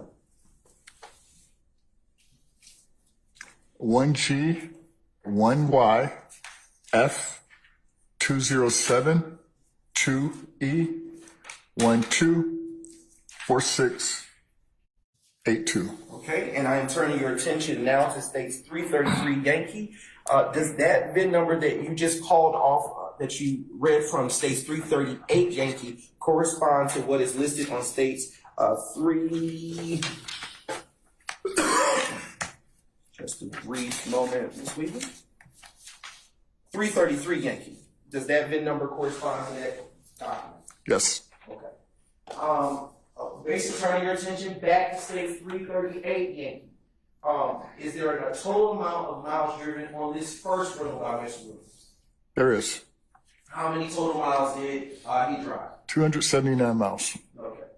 All right. Now I'm going to direct your attention to the second box on that same diagram that is shown on states 338 Yankee. And if you can slide the exhibit over just all the way to the left, A.D. Atkins. Thank you. And can you tell the ladies and gentlemen of the jury what, if any, rental agreement number is associated with Mr. Williams' second rental that you see on states 338 Yankee? So that's 105 939 735. Does that rental agreement number correspond to what is featured on states exhibit 334 Yankee? Yes. And does that correspond also to states, what is shown on states 335 Yankee? Yes. All right. I'm going to now direct your attention to the checkout date associated with the second rentals that Mr. Williams made from the Atlanta Hertzville Jackson Airport. What is the checkout date associated with that second? Yes. January 7, 2015. Is there a checkout state associated with his second rental? Georgia. Is there a checkout location ID associated with his second rental? Yeah. USGAATL 11. Is there a checkout location description associated with that second rental? Atlanta Hartsfield International. Yes. Is there a check-in date associated with that second rental? January 11, 2015. Where was the check-in state for that second rental? Georgia. Is there a check-in location ID for that segment? Yes. Can you describe or tell the jury what that check-in location identification is? Atlanta Hartsfield International Airport. Okay. And if you go over a little bit more for Mr. Williams' second, the second rental, is there a date of birth associated with the second rental? Yes. Okay, what is the date of birth that you see on States 338 Yankee? August 16th, 1991. And I am now directing your attention to States Exhibit 335 Yankee. Do you see the same date of birth listed on States 335 Yankee as listed on States 338 Yankee for Mr. Williams? Yes. Okay. And what is it that you see on States 335 Yankee? 335 Yankee for Mr. Williams. August 16th, 1991. Okay. All right. And I want to turn your attention now to the credit card number prefix. Do you see that column for this exhibit on States 338 Yankee? Yes. All right. Do you see, can you tell the ladies and gentlemen of the jury if those card numbers are different or they're the same? They're the same. Okay. And do you see a driver's license associated with the next to that column for credit card number prefix? Yes. Is the driver's license the same or different that was used by Mr. Williams? It is the same. Turning your attention over to the license plate number in the second horizontal column or excuse me, line running through there. Do you see the second line of that? Yes. Of that diagram? Yes. And what is the license plate number associated with the second rental by Mr. Williams? It's S322US. And is there a license plate state associated with the S32 US driver's license plate? I mean, the license plate number. Yes, Florida. Okay. And is there a vehicle identification number associated with that same rental? Yes. Okay. Can you tell the ladies and gentlemen of the jury what you see that identification number to be, the VIN number? Okay, so that's JN1B V7A P7EM 680965. Okay.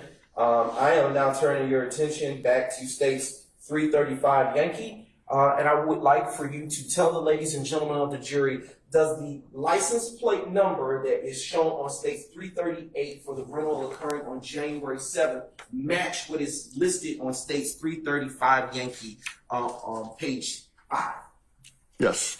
Does the license plate state match what is shown on, does the license plate state listed on States Exhibit 338 Yankee match what is shown on States 335 Yankee? Yes. Does the vehicle identification number listed on States 338 Yankee match what is shown on States 335 Yankee? Yes. Okay. And how many total miles did Mr. Williams drive in this vehicle? 271 miles.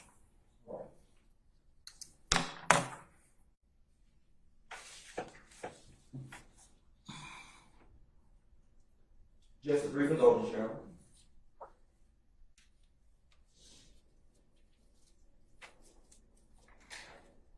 Okay.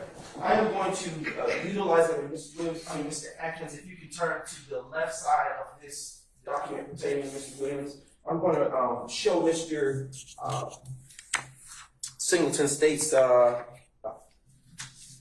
exhibits that have already been admitted into evidence. 335, 333, the very first pages of these same documents. And I'm going to focus your attention on the line pertaining to the card number. And if you will, Mr. Atkins, slide it over just a little bit to the right for the ladies and gentlemen of the jury so they can see the card number column of that same exhibit of States 338 Yankee. A little bit more. Yes, sir, keep going. All right, we're right there. Thank you. What do you see on States Exhibit 338 Yankee to the right as the card number used for both the January 7th rental of the Corvette Stingray and the January the January 2nd rental of the Corvette Stingray and the January 7th rental of the Q50 Infinity with the sunroof? 53486-9XX. Okay, and is that the same card number used for both rentals occurring on that, shown on that page of States 338 Yankee? Yes. And does that card number that you've seen on States 338 Yankee correspond with what is shown on States 333 Yankee? Yes. Okay, and does that card number also correspond with what is shown on States 335 Yankee? Yes. And was that card number that was just called out on both the first pages of States 335 Yankee and 333 Yankee? Yes. Just a brief indulgence, sure.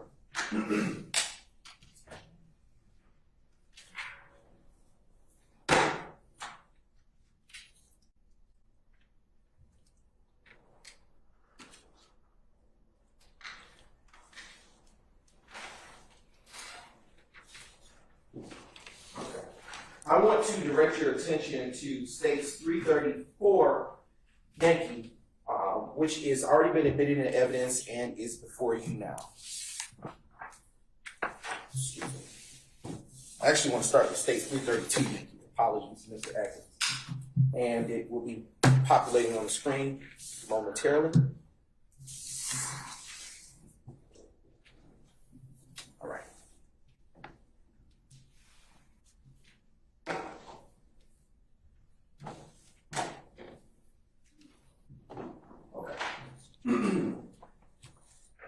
And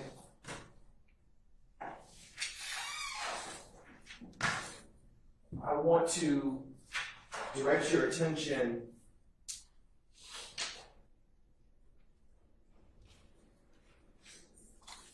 to the final page of States Exhibit 332 Yankee.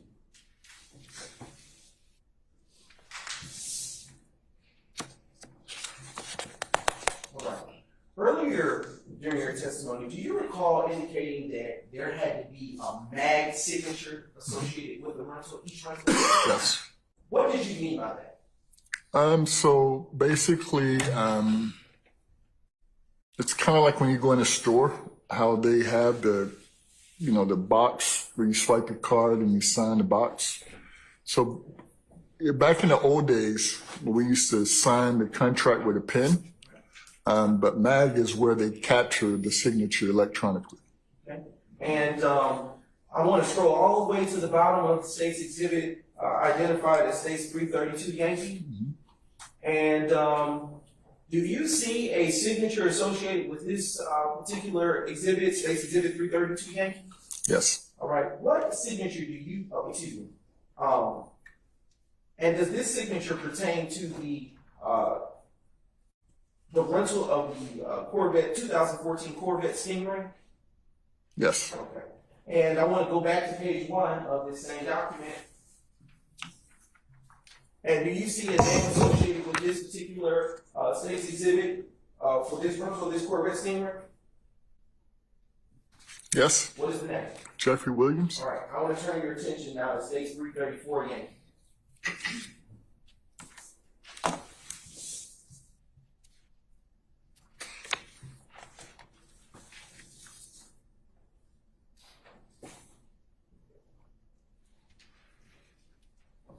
It should be coming up momentarily. All right. I want to go all the way to the last page of States 334 Yankee, Mr. Atkins. All right. And if you go all the way to the bottom, that's what the first exhibit that we just did this with. Can you tell the ladies and gentlemen of the jury if you see a signature associated with this rental agreement? Yes. And does this rental agreement pertain to the 2014 Q50 Infinity with the sunroof? Yes. And let's go to the first page of this document. And on the first page of this document, do you see a renter's name associated with this Q50 Infinity with the sunroof? Yes. And what is the name of that person who rents this vehicle? Jeffrey Williams. All right. I am now going to publish states. Well, let me ask you a few questions first. As a part of being in the managerial roles at Hertz, would you have any benefits or perks? Yes. I'm gonna check that's the relevance. It's very relevant. I sustain the objection. I'll ask something more specific.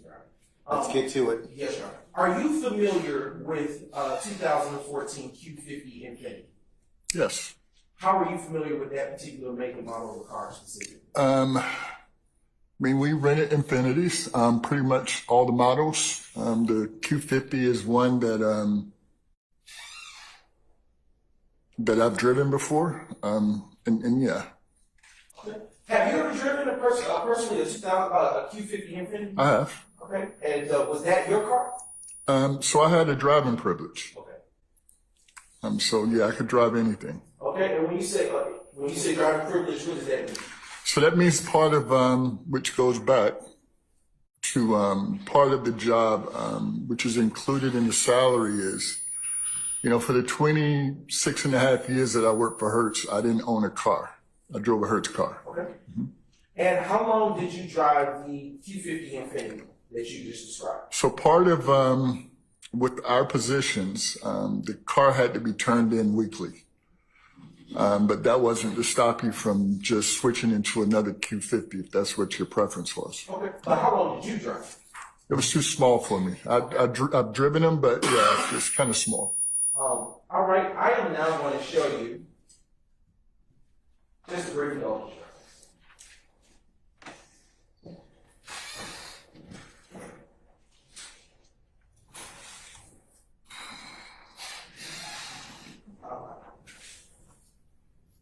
How often would you drive a Q50 Infiniti? Not often. I believe that's the last answer. I sustain the objection. Would you drive the Q50 Infiniti from work to home? Yeah, I have. Okay. And would you recognize the Q50 Infiniti if you were shown one today? Of course. It's very relevant. Overruled, sir. I am now showing you what has been already admitted into evidence in states 292 Yankee Lima Mike November, and it's going to populate on the left screen to you, the screen to your left. And for the record, Your Honor, okay, it should be coming here. And I'm going to allow you, if you will, let me get past you. Bring that back up. For the ladies and gentlemen of the jury, can you please circle if you see a Q50 Infiniti on the screen?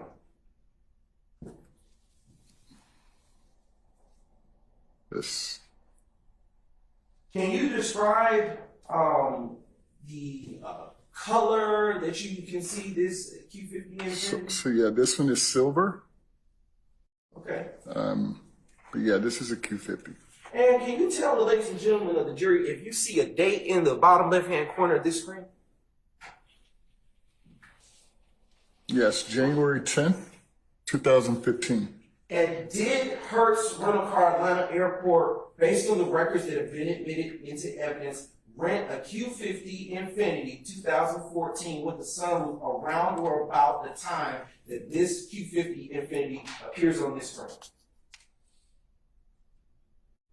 Yes. And to whom did Hertz Infiniti rent a Q50 Infiniti 2014 with the sunroof around or about the date associated at the bottom of the screen? So yeah, this would have been a Jeffrey Williams rental. No further questions, John. Council's approach, please.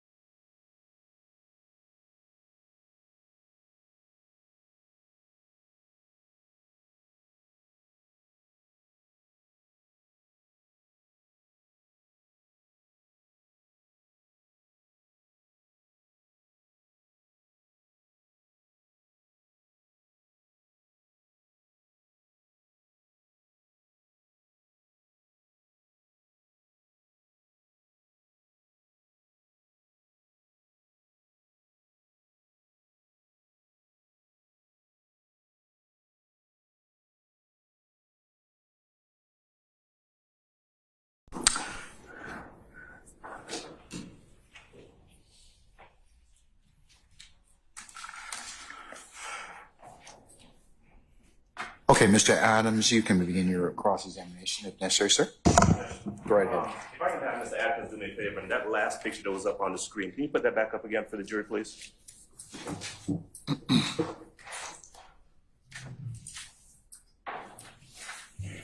And Mr. Singleton, good morning, sir. Good morning. My name is Keith Adams. With Mrs. Steele, I represent Jeffrey Williams, gentleman who's sitting right there with the gray sweater. Okay. I want to pick up where the state left off and ask you a question about that visual that's on the screen. Yep. You circled that and you said that looks like an infinity. Is that right? Correct. Right. Tell me from the photograph that you're looking at right there, who's driving that infinity on that date, January the 10th, 2015? Can't answer that. You can't tell, can you? No. There's no way that you can look at that photograph and tell anyone here that Jeffrey Williams or anyone else is driving that vehicle at that moment, can you? No. You were working at Hertz in around the time we're talking about, January the 10th of, well, really in this case, January the 7th Yes. of 2015, true? Correct. You were the director of operations? Operations, yes. Okay. Were you actually working on the day of January the 7th of 2015? Can't If you answer don't. that. Okay. You don't know for sure. What day was it? Oh, if you don't know, I don't know. All right. But let me ask you this. Do you have a recollection? Can you say to this jury, yes, I was working that day, or no, I was not working that day? Objection. That's the answer, Your Honor. I'll stand the objection. All right. It's fair to say you don't know. Objection. Same objection. All right. I'll stand the objection. Do you know what individuals were actually working at the location on that particular day? It's over 400 employees. Yes. I couldn't tell you. You don't know. No. All right. We talked a little bit, well, a good bit actually, about the check-in date and the checkout date. Yes. I want to ask you some questions about the actual location, right? On the inside, where an individual would go in to rent a car, are there cameras? And we're talking about back in 2015. Can't answer that. Okay. I'm not sure. Can't remember. What about the checkout, the drive-out location that we talked about, where folks, you would say, have to stop before they leave with a vehicle? Cameras there? 15? Yes. Can't answer that. Okay. I just can't, I don't want to say, it's always been cameras, but I know there was a period of time where they didn't work. Okay. Yeah, because a new system came in shortly after that, I remember. When you say there have always been cameras, would that include 2015? Yeah, when I came back to Atlanta, there were cameras. Okay. Because this was a new facility. Okay. But I can't recall if they were working or not. Okay. Or, for example, where they might have been located at the facility. I knew where every camera was located. Okay.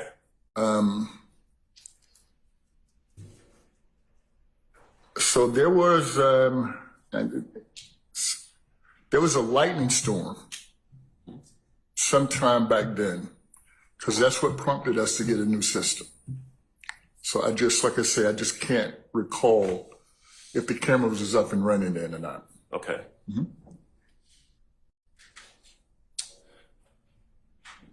What we know from what you've testified to is that there are policies and procedures with Hertz, right? Yes. There are policies in regards to someone renting a vehicle, true? Correct. There are policies in regards to someone being an additional authorized operator.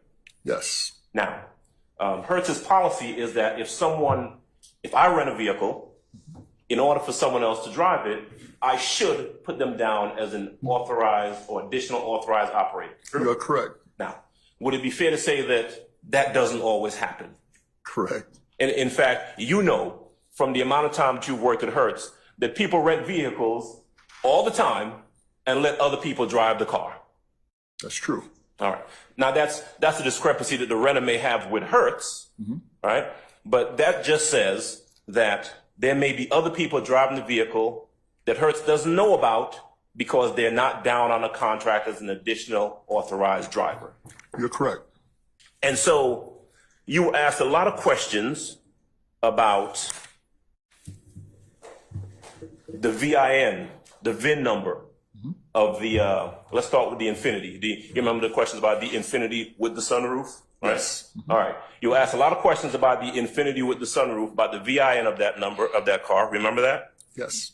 About the date of birth of the person who was listed as the renter, right? Yes. About the driver's license number of the person who was the renter of the vehicle, right? About the credit card number of the person who was listed as the renter of the vehicle, right? Yes. Is there anything, and whether or not that vehicle has a sunroof, remember that? Yes. All right. Is there anything about any of those items that tells you who was driving the rented Infinity on January the 8th of 2015? No. Is there anything about any of those items that you were asked about that tells you that you can definitively say to this jury, I know who was driving the vehicle on January the 9th of 2015? No. Same thing for 2010, I presume. No. All right. January 10th? No. January 11th? No. All right. The vehicle, and we're talking about the Infinity with the sunroof, right? As far as you know from the documents, was returned on January the 11th. Is that right? That is correct. Do you have any idea, because you weren't there, you can't say with any certainty that you were physically there on January the 11th, right? Objection. Ask the answer, Your Honor. I sustain the That's objection. a different, that's fine. Do you know where Jeffrey Lamar Williams was located? In what state he was located on January the 11th of 2015? Do you know? No. Do you know who was sitting behind the steering wheel of that Infinity when it was returned back to Hertz on January the 11th of 2015? No.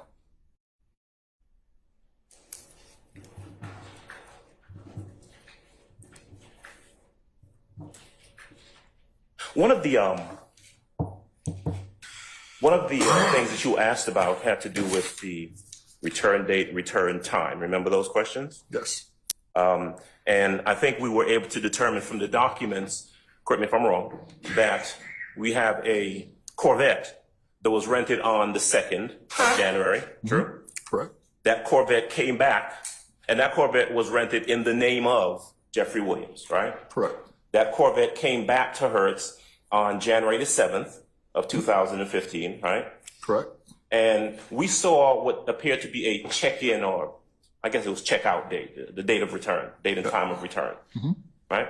Now, when that vehicle comes back and there is that time, that return time stamped on the document we looked at, Right. does that time indicate when the vehicle drives onto the lot, when it's finished being prepped by the workers, when the person walks out with their ticket? What does that time actually represent? Objection. Compound. I sustain this form. You can break that down, Mr. Sure. Mr. Adams. Thank you, Judge. That time stamp that shows I think it says checkout date, right? Yes. Or checkout time. Check out or check in? All right. When the person drops the car off. Check in. All right, check in. What does that time actually refer to? That would be when I hit print and I hand you a receipt. Okay. So the car may have been there for a while, but the process of checking in is over, and it's listed on that receipt when you hit print. I'm objecting, Your Honor, because it calls for facts, not evidence. I sustain the objection. Okay. The Corvette comes back on the 7th, right? Yes. And then there's an Infinity that's rented on the 7th as well, Yes. around the same time. Would you have been the recipient? Strike that. Do you know when, if at all, the Atlanta Police Department reached out to Hertz in regards to getting any documents surrounding these rentals? No. No. You wouldn't have been a person? No. Okay. Did anyone contact you in 2015 to get any documents relative to these rentals? Yes. Me personally? Yes. No. It would have went to a corporate security manager. Who's that person? Back then it was Jerry Smith. Okay. So Jerry Smith would have been the person who interacted with law enforcement. Yes. So if I can, let's say law enforcement approached me directly, I would refer them to Jerry Smith. Okay. So he would have to approve any documents to be given to law enforcement. Do you have a recollection of that happening sometime in 2016? This one particular? Yes. And hate to say it, but this was 2 to 3 times a week you would get some type of subpoena from law enforcement about a vehicle. Yeah. And this was, of course, back in 2015, which by my count, talk about 9 years ago. Yes. Okay. Were you ever subpoenaed to either provide documents or come to court anytime in 2015, sir? I'm gonna object, Your Honor, on the basis of relevance. I'm gonna overrule the objection. Sir? To come to court? Sure. Me personally? Yes. No. What about 2016? No. Same objection, Your Honor. Same ruling, overruled. No. To come to court? Yes, sir. No. Okay. I've never been subpoenaed to come to court, no. Okay.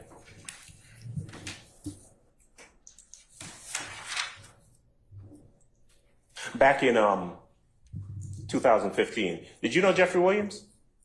No. Did you ever met him? Personally? Yeah. No. Wait, hold on. Can I go back? Sure. I know who the rap name is. I didn't know Jeffrey Williams, though, no. By that name. I knew Young Thug, yes. Okay. When you say you knew who that person, who that entity was. Yes. You never met him personally. No. Lifestyle had just dropped. Everybody knew that song. So, Banger. and you liked it, right? Objection, Your Honor. Which one? Overruled.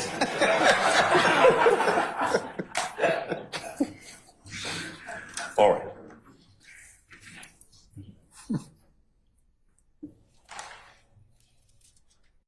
Oh, do you have any records of Jeffrey Williams ever renting a Pontiac from Hertz? Objection, Your Honor. Facts not in evidence. I sustain the objection. When the Infiniti came back to Hertz, any indication that it had any bullet holes or bullet defects in it? I don't know. Okay. Can't answer that one. All right. Sounds like you did not have a lot of personal dealings with the rental of either one of these two vehicles that we're talking about, right? Objection, counsel's testimony. I sustain the objection.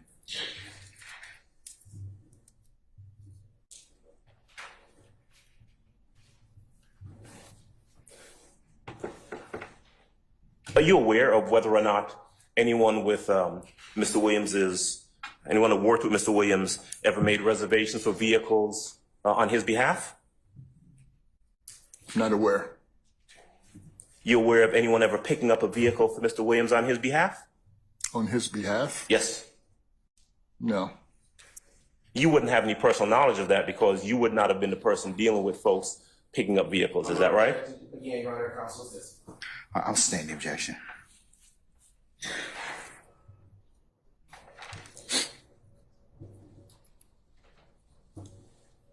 Oh, you were, so there was a picture, I guess a piece of a document put up on the screen earlier where you testified about the mileage of the vehicle going out and coming back in. And you were able to determine from that how many miles the vehicle had been driven while it was out of Hertz's possession, right? Yes. Right. And it would be fair to say that that tells you how many miles the car was driven. It doesn't tell you who drove those miles, right? No. All right. 1 second, Judge, please.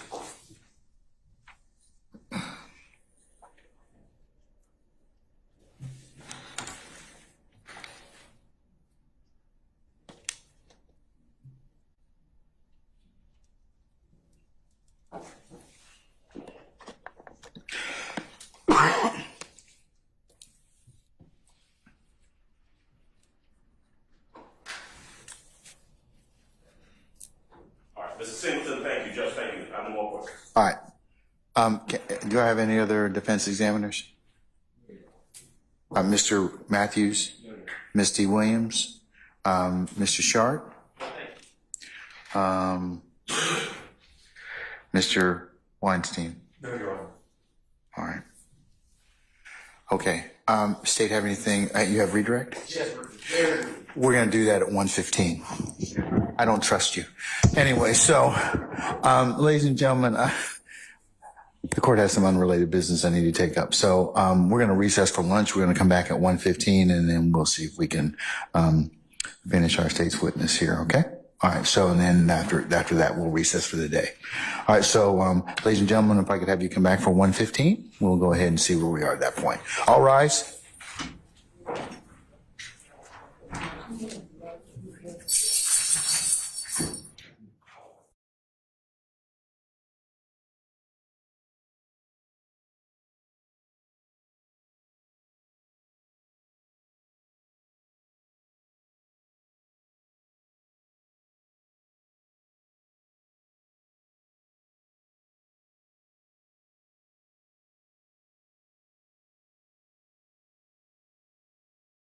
Does Mr. Singleton, you can be at lunch until 1:15. Come back at that time, please. Don't discuss your testimony. Anybody except the attorneys in this case. Counsels will see you back then, okay? All right.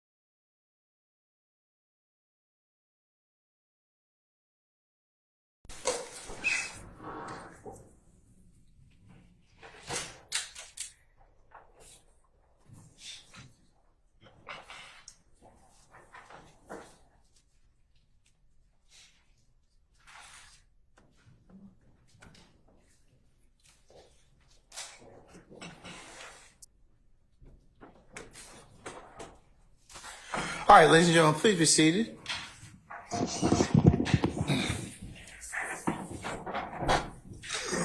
All jurors now present? Okay, all right. Thank you, Sergeant Ingram. All right, Mr. Brown. A few questions. That was your last statement to me, wasn't it? Yes, but it's not quantified, Your Honor. It's not quantified, but I'll make it brief. So, Mr. Singleton, before we broke for lunch, on cross, you were asked a couple of questions by Mr. Adams. Do you remember that cross-examination? Yes. Okay. And on cross, Mr. Adams referenced a, quote, piece of a document. Is the law enforcement record that he was speaking about a whole document? States Exhibit 338 Yankee. Is that still in front of you? Yes. That being the document that's tendered to law enforcement. Do you recall testifying to as much? Is that a whole document and a complete document? I don't understand your question. Is there anything missing from that document that you would know to be included on that document normally? For this? Yes, sir. No. Okay. Now I want to transition. Do customers ever put tents on rental vehicles? It happens. Are they supposed to do that? No. Why are they not supposed to make such modifications to vehicles? Well, you're not supposed to alter a vehicle. The way you rent it is the way it should return. Right. Say I put tents on a 2014 Q50 Infiniti with a sunroof, and it wasn't rented to me like that. What would Hertz do in that scenario? It would go to what we call out of service, and the tent would be removed. Okay. And are records generally kept concerning things like that? Not with tent. No. All right. I'm going to ask you some other questions, and they pertain to rental vehicles in general. How long do rental vehicles remain in Hertz's rental fleet? All right, so it's kind of broad, right? Okay. So you have different types of vehicles. So now you're getting into what we would call a program vehicle. That's where a manufacturer would, they would have a deal with, say, Hertz. And say for Infiniti, let's say the deal was Infiniti is going to lease 10,000 units to Hertz. And the program would be something similar to maybe, and it varies, depending on how the vehicle's selling in auction. It could be something, say like a 6-month lease term or 20,000 miles, or it could be 6 months, 14,000 miles. So it varies. And then the flip side of that is a lot of cars in the active fleet we actually go out and purchase. And those cars we would run to 25, 30,000 miles, and then we would sell them at auction. Okay. At what point, what process, if any, is there for like the decommissioning of Hertz fleet vehicles? I'm not going to object that for relevance. Let's stand the objection. All right. I am going to ask you just a few more questions, Mr. Singleton. Are individuals who are not listed on rental agreements allowed to pick up vehicles on behalf of other renters? On cross, you were asked about whether someone could Yes. pick up. So could someone who is not an authorized operator or the primary, as you say, pick up a vehicle for the primary if they're not authorized No. for the primary? No. Why not? Well, it goes back to what we talked about earlier. As the primary, you have to qualify to rent. So driver's license, credit card, and the renter's name. So I wouldn't be able to go to Hertz or any other rental car company with your driver's license and your credit card and rent a car. Okay. On cross, you were asked by Mr. Adams if during the rental, if other persons sometimes drive, excuse me, let me rephrase that question more accurately. On cross, you were asked by Mr. Adams if during the rental period, if other persons sometimes drive the car who are not authorized operators. Do you remember that question? I do. Even though they can drive it, should they? They should not. Right. At what point during the return process is a print receipt provided to the renter?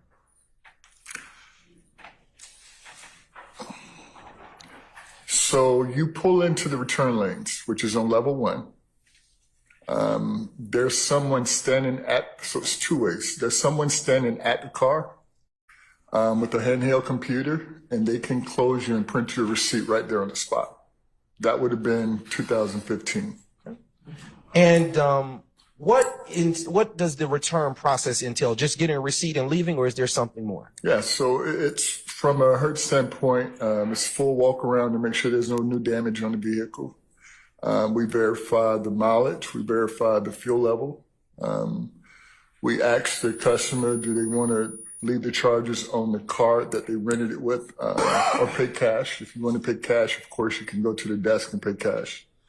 But if the charges are going to remain on that credit card, then yeah, they would just hit print and print your receipt. Okay. On cross, you were asked by Mr. Adams if by using the credit card, driver's license, and date of birth, you could tell the jury if you knew who was behind the steering wheel of the silver 2014 Q Infiniti shown in State's Exhibit 292, Yankee, Lima, Mike, Nancy. Do you remember that question? Say it again. Sure. On cross, Yeah. you were asked by Mr. Adams, counsel for Mr. Williams, if by using the credit card, driver's license, date of birth, that you could tell if you knew who was behind the steering wheel of the silver 2014 Q50 Infiniti with the sunroof shown in State's Exhibit 292 with a date of January 10th, 2015. Do you remember that question? I do. Okay. Based on the rental records that have already been admitted into evidence, can you tell this jury who should have been behind the steering wheel of a silver 2014 Q50 Infiniti with a sunroof rented from Atlanta Hartsfield Jackson Hertz Rental Car Airport between the date range of January 7th, 2015, ending on January 11th, 2015? So that would have been Jeffrey Williams. No further questions, Your Honor. Mr. Adams, anything else, sir? Do it too.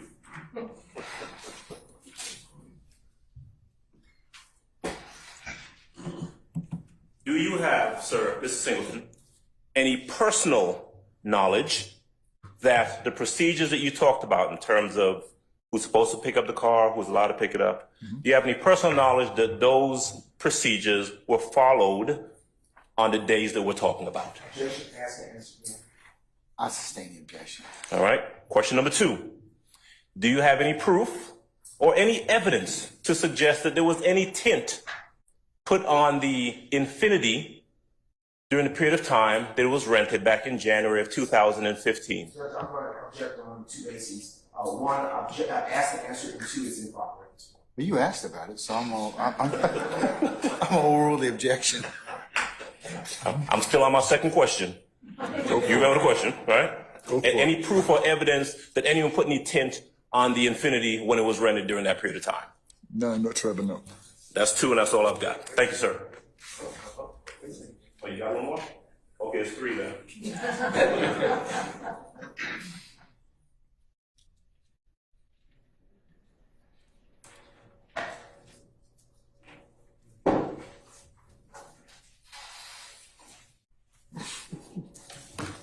Third question.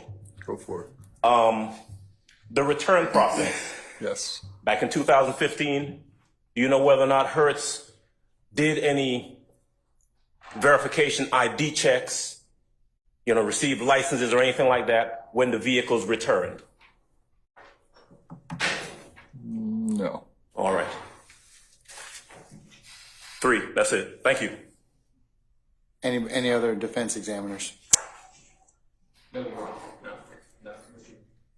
Anything else on behalf of the state? No, Your Honor.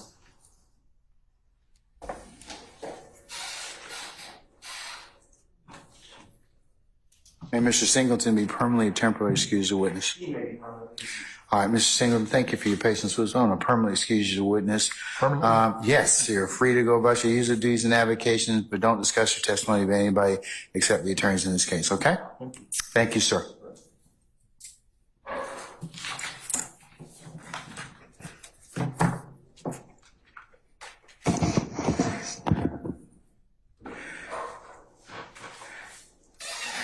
And with that, ladies and gentlemen, we are going to recess for today. Ladies and gentlemen, we really appreciate your indulgence. I know I said we're going to stop at noon today, but in order for the witness we just heard from to not come back another day, we appreciate your patience in that regard. Okay. All right. Ladies and gentlemen, any ministerial inquiry with me at this point in time? Okay. So tomorrow is Friday. We will start you'll need to be here for 8:30 and we'll start at 9 o'clock and we'll have a regular work day. We'll see where the day leads us. Okay. All right. Okay. Let's go through our admonitions at this point in time. Remember, as you go back into your headquarters, leave your notepads in the basket or leave them in the room that you're in. Do not take them with you. Also, as you go back, or as you're going to your whatever mode of conveyance that got you here, or when you're back at your homes or any other places, do not discuss this case as a group or as in ones and twos, or recap or otherwise handicap the testimony. Remember, it would be a violation for you to begin your deliberative process as the court hasn't instructed you on how to do that. So please do not go ahead and start talking about the case or any of its witnesses or issues until such time. Ladies and gentlemen, as well, don't go to any third-party websites or any other, or seek the advice or assistance of any resource materials. As I mentioned, you can only consider what's been lawfully presented within the four walls of this courtroom. So any other sites, reference materials, or people would be off limits to you to otherwise augment or aid in your understanding. You can only consider what's been presented within the four walls of this courtroom. Remember, it would be a violation for any third party to discuss this case in your presence or hearing. If anybody should reach out to you to ask you or inquire about this case, then you would need to let Sergeant Ingram and myself know immediately. Do not go by and visit any of the scenes depicted or you may have heard about or been testified to in this case. Do not take any pictures. Do not make any drawings. Do not otherwise share any other outside information or knowledge you may know about any of these sites. You can only consider what's been presented within the four walls of this courtroom, okay?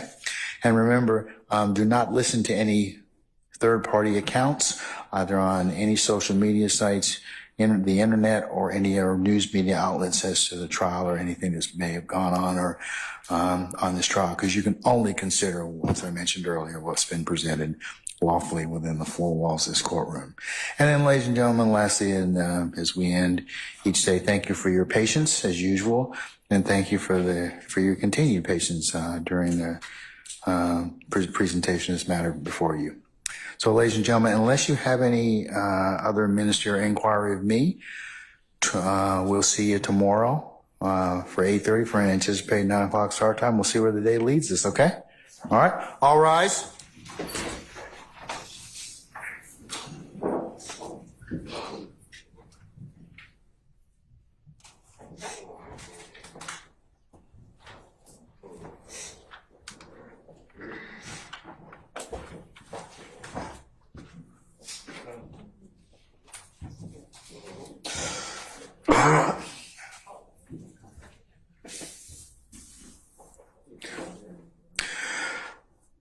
Okay, ladies and gentlemen, please be seated. Our jury has left us.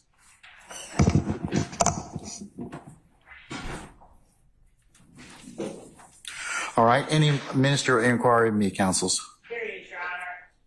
The state received from Defendant Williams a Dropbox link containing purported calls from the Fayette County Jail.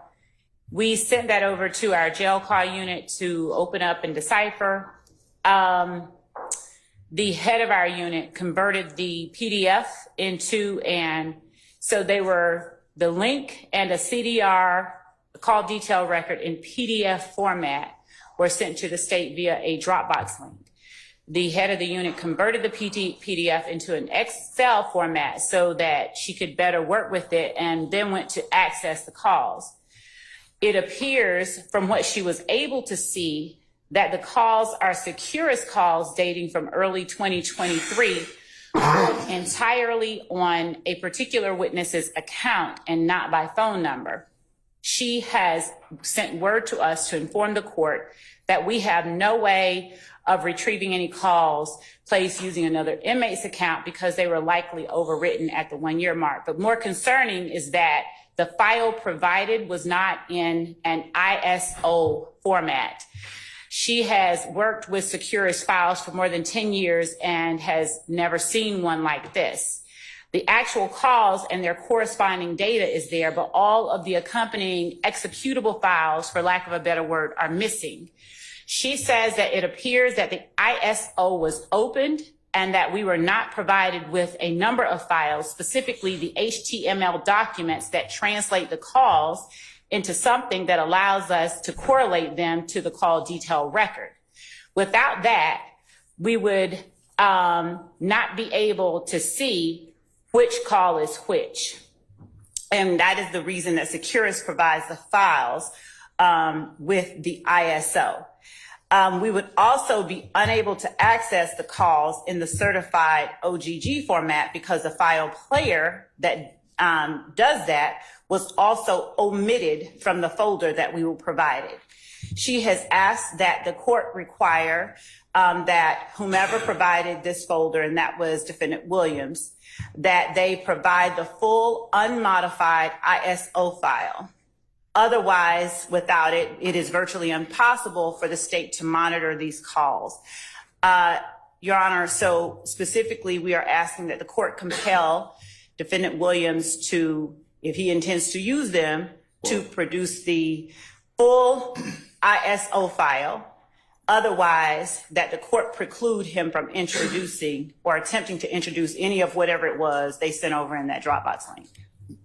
Mr. Steele, are any of these calls going to be utilized on any of the witnesses that will be called over the next tomorrow or at any other time in the near future? Yes. As to who? Kenneth Copeland. Okay, but I don't think Mr. Copeland's being called tomorrow, is he? He's being called tomorrow? Okay, well, you've got to convert the file to something that the state can manipulate. We would just ask that he provide us the original file provided of the calls so that we can access them the way that we give them. Can that occur, Mr. Steele? I'll look into it, yeah, of course. Okay. I mean, All right. I don't know to answer your question directly because I don't do those things, but I'll look into it. You need to make sure you had a file to begin with that works. Okay. And Your Honor, also, I'll state this in my place. The head of our unit stated that the data that is missing would have to have been literally extracted from the file itself and given to us. It would have had to have been deliberately taken away, those items that I mentioned. So those items were provided to Mr. Williams in pursuant to a request to the Securus for Fayette County. And so we are asking that they give to us what they were given. Well, I'll let you work that out with Mr. Steele, and if he's got that particular file, he doesn't know whether or not that may have been what he was provided. You can certainly ask him, but Mr. Steele, is that the way you got the file, or do you know? That's not the way they turn it. Well, I really don't know, but I'll look into it.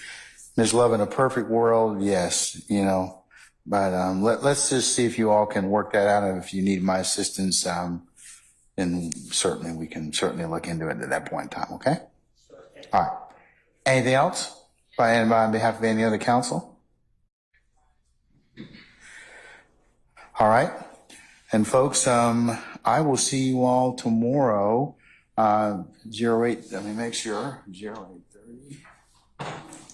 And Your Honor, if you could, I'm sorry, would, if Mr. Steele is not certain how he got them, if he would just point out in the Dropbox link that he gave to us if he could just go in there and tell us the calls that he wants to use, that might assist us, but we would still need the data that accompanies that call. Why don't you work on that offline, and then if you all need my assistance with it. But first, let's see whether or not he was even given what you would get